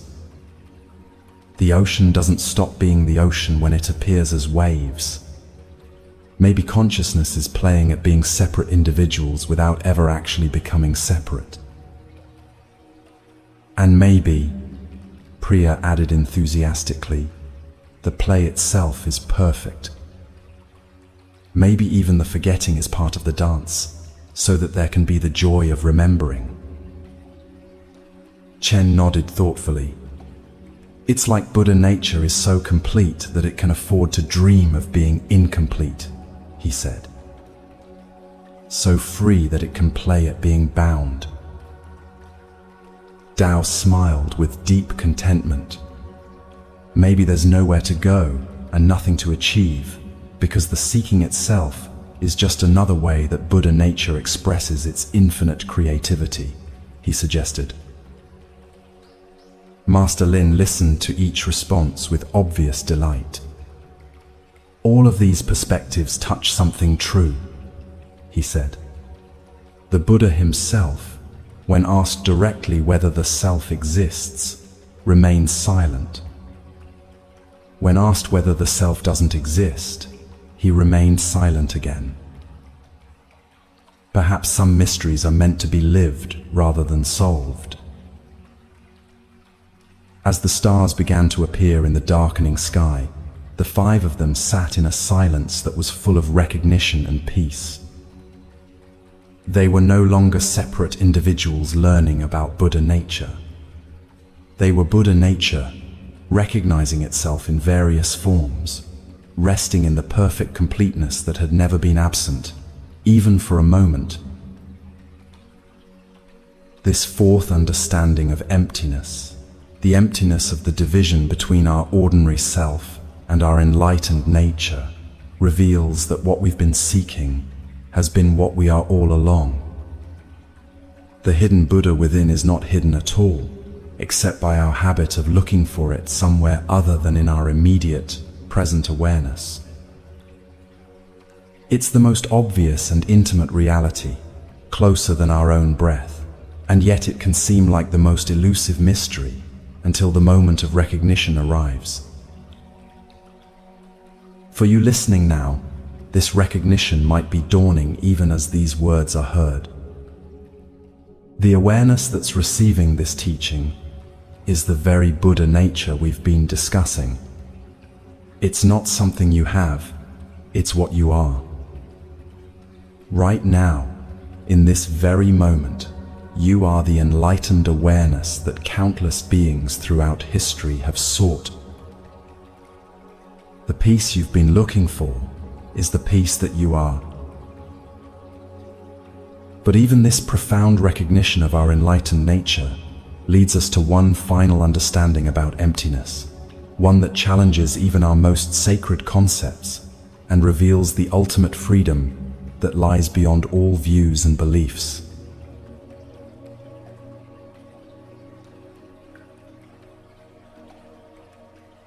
The seasons had turned full circle since Chen first approached Master Lin about his sleepless nights, and the monastery had become a place where profound wisdom seemed to flow as naturally as the mountain streams. Chen, Dao, Maya, and Priya had all discovered layers of understanding about emptiness that had transformed their lives completely. They had seen through the illusion of a separate self, recognized the interdependent nature of all phenomena, understood the dance of awareness, and awakened to their true nature as Buddha consciousness itself. You might think their journey was complete, but Master Lin had been observing something troubling in his beloved students. Despite all their profound realizations, they had begun to speak about emptiness and Buddha nature with a kind of certainty that made him gently concerned. They would discuss these teachings with newcomers as if they were absolute truths that everyone should understand in exactly the same way. They had, without realizing it, begun to cling to their insights as if these insights were solid possessions rather than temporary pointing fingers toward mystery. One morning, as the early mist was lifting from the valleys below, Master Lin called his 4 students together for what he said would be their most important teaching yet. They gathered in the small meditation hall, their faces bright with anticipation, ready to receive whatever wisdom their beloved teacher was about to share. "My dear students," Master Lin began, his voice carrying an unusual gravity, "you have all made discoveries that have brought you great peace and understanding. But I need to share with you something that might initially be disturbing. Everything I have taught you, everything you have learned, everything the Buddha himself said, all of it is ultimately untrue." The silence that followed this statement was profound and unsettling. Chen was the first to speak, his voice uncertain. "Master, I don't understand. These teachings have transformed our lives. How can they be untrue?" Maya nodded, looking confused. "The recognition of Buddha nature has brought me such peace," she said. "Are you saying this recognition is false?" Master Lin smiled with infinite compassion, knowing that what he was about to reveal was perhaps the most difficult and most liberating teaching of all. "Let me tell you a story," he said gently. "There once was a master who spent decades teaching students about the profound truths of existence. His teachings were beautiful, inspiring, and genuinely helpful. Students came from far and wide to learn from him, and many found great liberation through his words. But as this master grew older, he noticed something troubling. He saw that some of his most devoted students had begun to worship his teachings rather than use them as tools for awakening. They would quote his words as if they were sacred scripture. They would argue with people from other traditions about whose teachings were more true. They had become so attached to the beauty of his concepts that they had forgotten these concepts were meant to point beyond themselves. So one day, this wise master gathered his students and said something that shocked them deeply. Everything I have taught you is a lie, he declared. Every word I have spoken, every insight I have shared, every method I have given you, all of it is ultimately false. His students were devastated. But then, the master continued, these lies have served their purpose if they have helped you discover the truth that cannot be spoken. Now you must let go of even my lies, or they will become prisons rather than keys. Tao was beginning to understand, though the understanding felt like standing on shifting ground. Master, are you saying that even the most profound teachings are just tools to be used and then discarded? Let me share with you what the greatest Buddhist philosophers discovered about this, Master Lin replied. They recognized that there are two kinds of truth, conventional truth and ultimate truth. It is conventionally true that my name is Master Lin and that I am your teacher. It is conventionally true that you are 4 individual students learning about Buddhism. These conventional truths are not false.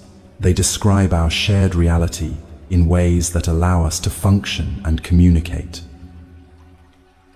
But we have also discovered ultimate truths, he continued. Ultimately, there are no separate individuals, no solid objects, no independent existence anywhere.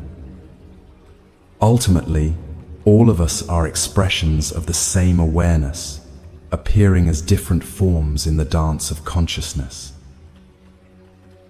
These ultimate truths are also not false. They point to the deepest nature of reality. The danger comes when we forget that even our most precious ultimate truths are expressed in conventional language.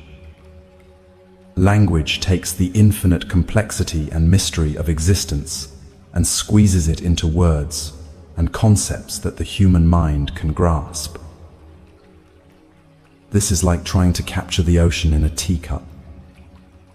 The teacup can hold some water from the ocean, and this water is genuinely ocean water. But the teacup is not the ocean. And if we mistake the teacup for the ocean, we limit our understanding rather than expand it. Priya was listening intently, her usual brightness tempered by the gravity of what was being revealed. So, you're saying that even when we talk about emptiness or Buddha nature, we're still using concepts that can't fully capture the reality they point to? Exactly, Master Lin nodded.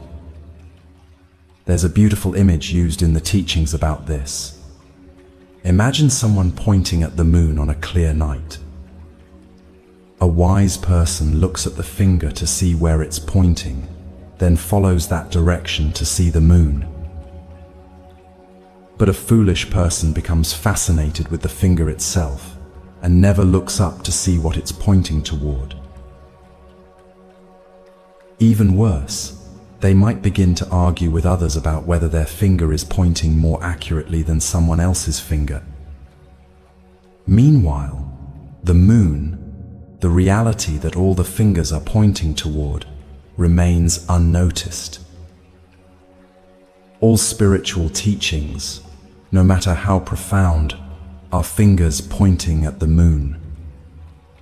The teachings about emptiness that have meant so much to you are fingers. The recognition of Buddha nature that has brought you peace is a finger. Even the words of the Buddha himself are fingers pointing at a reality that cannot be captured in words. This doesn't make the teachings worthless. They are invaluable fingers that point in the right direction. But mistaking any teaching for the reality it points toward is like mistaking the finger for the moon. Master Lin could see that this teaching was challenging everything his students thought they knew, and he knew this challenge was necessary for their complete liberation. There's something even more radical that some Buddhist texts reveal. he continued.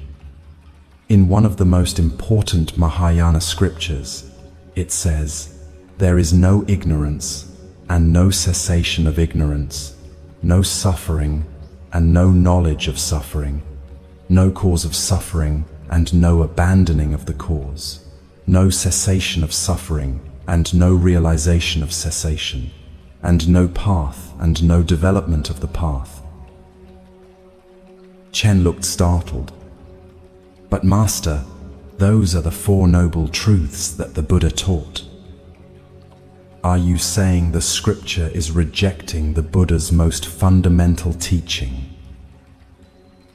"This is why this aspect of emptiness is so dangerous," Master Lin replied seriously. "It appears to be saying that even the most sacred teachings are ultimately empty of the solid reality we attribute to them. But this is not nihilism. It's not saying that nothing matters or that the teachings are worthless. It's pointing to something much more subtle and liberating. You see, much of our suffering comes not just from our circumstances, but from our rigid views and opinions about those circumstances. We create mental maps of how life should be, how people should behave, how spiritual practice should unfold, how enlightenment should look.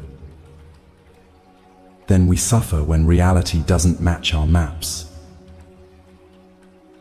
Even our spiritual concepts can become sources of suffering if we cling to them too tightly. We might suffer because we think we're not enlightened enough, or because others don't understand the teachings the way we do, or because the world doesn't reflect the wisdom we've discovered. Maya was beginning to see how this applied to her own experience. "I think I've been doing this," she admitted quietly. "I've been so attached to the idea that I've found peace through understanding Buddha nature that I get upset when I still feel sad sometimes. I've been judging my sadness as a sign that I don't really understand the teaching." "And I've been doing it too," Dao added. "I've become so convinced that interdependence is the ultimate truth that I get frustrated with people who still think in terms of separate objects. I've been trying to convert everyone to my understanding, instead of meeting them where they are. This is exactly why this final understanding of emptiness is so important," Master Lin said with deep appreciation for their honesty. "It's a safety measure, a reminder left by the greatest Buddhist teachers to take the Dharma seriously, really seriously, but not too seriously. To value all teachings, theories, models, and concepts, but not to value them more than we value life itself. Human thinking is simply too linear, too dualistic, and too limited to capture ultimate truth," he continued. "Our minds work by creating categories, making distinctions, building conceptual models. This is wonderful for navigating daily life, but reality itself is much more fluid, mysterious, and paradoxical than any concept can contain." The great philosopher Ludwig Wittgenstein recognized this when he wrote, "Whereof one cannot speak, thereof one must be silent." Chen was feeling both unsettled and liberated by this teaching. "So, does this mean we should stop studying Buddhist philosophy altogether?" he asked. "Not at all," Master Lin smiled. "It means we should study with what I call light hands. Hold your understanding lightly, like holding a butterfly. Hold it firmly enough that it doesn't fly away, but gently enough that you don't crush its delicate wings. Use teachings as skillful means to point you toward truth, but remember that the truth they point toward is beyond all teachings. This understanding naturally brings humility," he continued. When you know that your deepest insights are still just fingers pointing at the moon, you become curious about how the moon looks from other perspectives. You become interested in how other traditions, other teachers, other students point toward the same ineffable reality. Instead of defending your understanding, you become eager to learn how your understanding might be deepened or expanded. Priya was nodding enthusiastically. It's like realizing that everyone is trying to describe the same mountain, but they're all looking at it from different sides, she said. My description isn't wrong, but it's not complete either. Beautiful, Master Lin agreed. And this understanding also brings tremendous freedom in how you relate to your own spiritual journey. You can engage fully with practices and teachings without the burden of having to get them exactly right. You can make mistakes, change your understanding, discover new perspectives, without feeling like you've somehow failed. You can be a sincere seeker without being a rigid fundamentalist. There's also a deeper freedom that comes from this understanding, Master Lin continued. When you recognize that ultimate truth cannot be captured in concepts, you naturally become more present to what's actually happening, rather than to your ideas about what's happening. Your attention shifts from the map to the territory.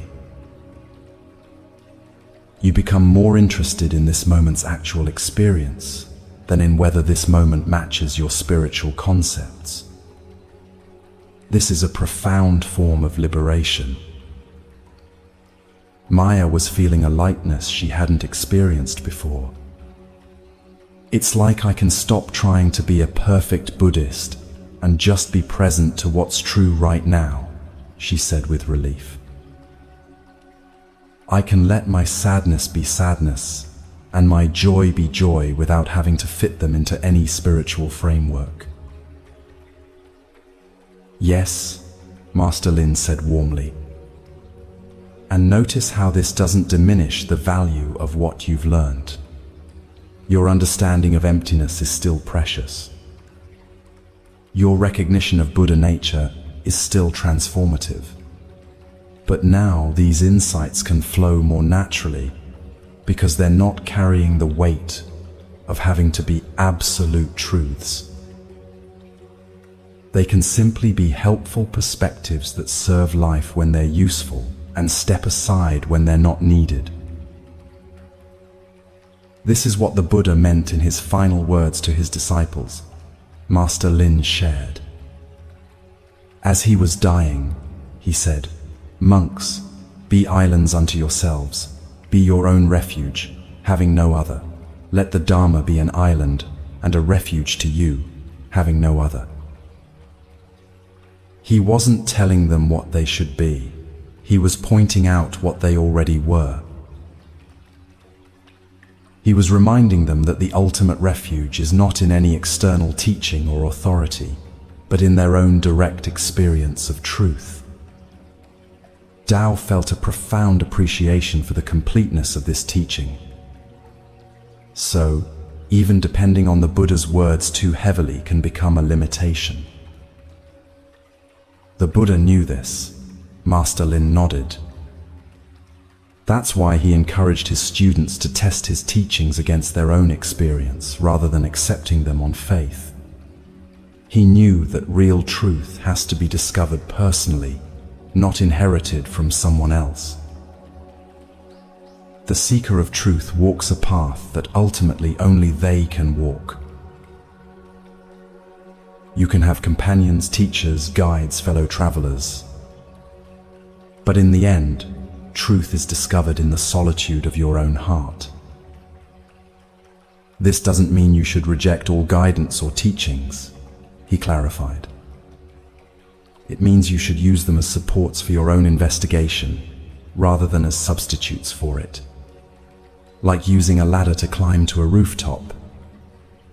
The ladder is invaluable for getting to the roof, but once you're there, you don't need to carry the ladder around with you. As the four students sat with this final teaching about emptiness, they felt something settling into place that completed their understanding. It was like the final piece of a vast puzzle that revealed the whole picture to be much more mysterious and beautiful than any of the individual pieces had suggested. "There's one more thing I want to share with you," Master Lin said, as the afternoon light began to slant through the windows. "Even this teaching about the emptiness of all teachings must be held lightly. If you become attached to the idea that all concepts are empty, then you've just created another concept to cling to.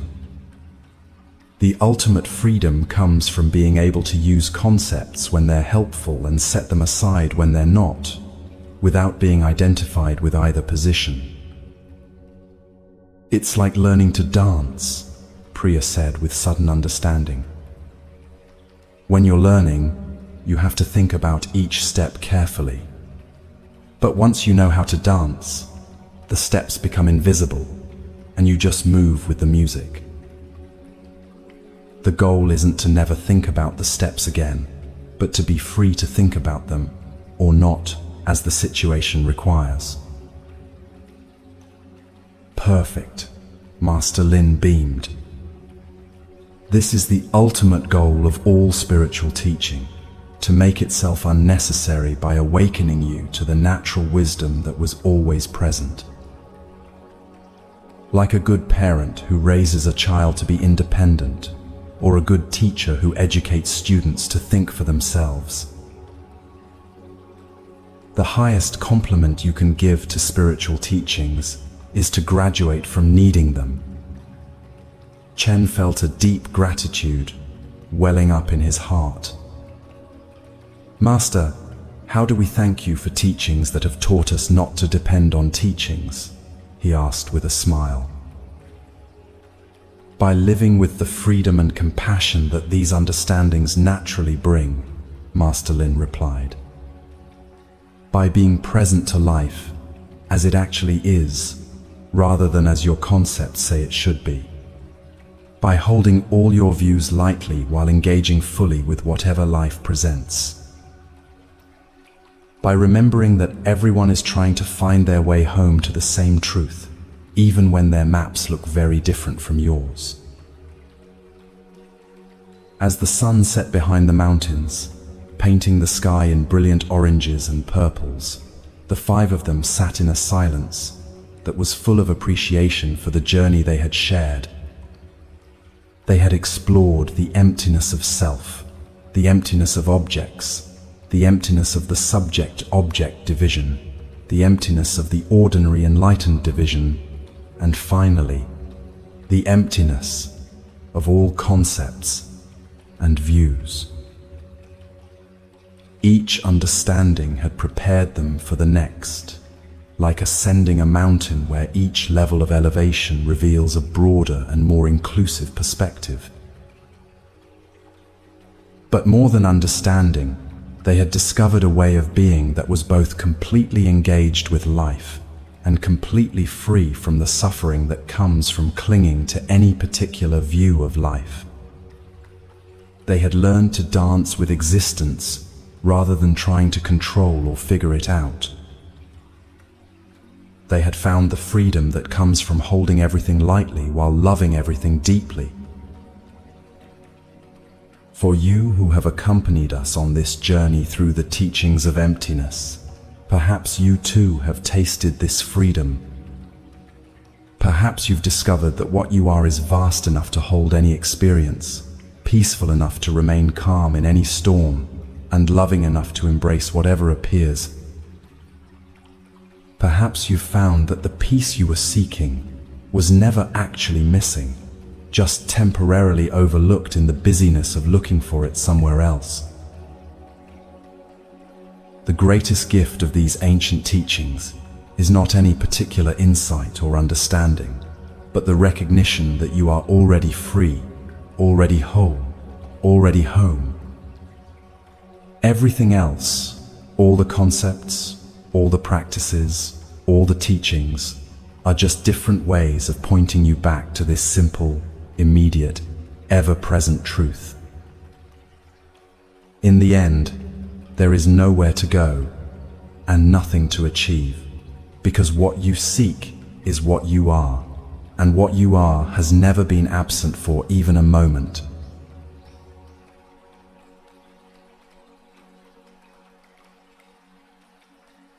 As the years flowed by like the gentle stream that wound through the monastery grounds, Chen, Dao, Maya and Priya had become teachers themselves, sharing what they had discovered with countless others who arrived seeking relief from the stress and confusion of modern life.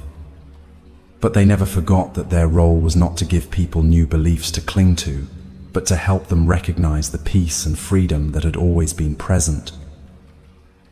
What they had learned to share was how all 5 understandings of emptiness work together, like instruments in a beautiful symphony. The recognition that there's no separate self naturally leads to seeing the interconnectedness of all things. Understanding interdependence reveals the dance of awareness in which subject and object arise together. This recognition opens the door to discovering our true nature as Buddha consciousness itself. And finally, holding even these profound insights lightly allows us to live with complete freedom and spontaneous compassion. People would come to the monastery carrying the familiar burdens of modern stress, anxiety about their careers, worry about their relationships, fear about the future, overwhelm from trying to manage all the demands of daily life. What they discovered was that these teachings offered practical relief that went far deeper than temporary relaxation techniques. When someone understood that their sense of being a separate, vulnerable self was more like a habit of thinking than a solid reality, their relationship to stress transformed completely. Instead of feeling like life was happening to them, they began to experience themselves as the aware space in which all experiences arise and pass away. Challenges still appeared, but they no longer felt personally attacked by their circumstances. The teaching of interdependence brought a different kind of relief. People began to see that their problems weren't solid walls blocking their path, but temporary patterns arising from causes and conditions. This understanding naturally brought both hope and responsibility. Hope, because it revealed that difficulties could change when conditions changed. Responsibility, because it showed that their own thoughts, words, and actions were constantly influencing the web of interconnection. Many visitors discovered that this understanding of interdependence was the ultimate form of caring for the environment. When you really see that you're not separate from the natural world around you, environmental protection becomes as natural as taking care of your own body. Every choice, what you consume, how you travel, how you treat the earth, is recognized as caring for the larger body of life that you're part of. The psychological healing that came from these insights was profound. People learned to reunite with aspects of themselves they had rejected or tried to hide. Understanding emptiness revealed that what they considered their good qualities and bad qualities were all temporary expressions of the same aware presence. This brought a natural self-compassion and an end to the exhausting war with themselves that so many people carry. As one visitor expressed it, "I used to think I had to choose between my light and my shadow, but now I see they're both part of the same wholeness." It's like discovering that the mountain needs both its sunny slopes and its shaded valleys to be complete. The recognition of Buddha nature brought perhaps the most radical shift of all. People stopped trying to become someone better and started recognizing the perfection of what they already were. This didn't make them passive or complacent.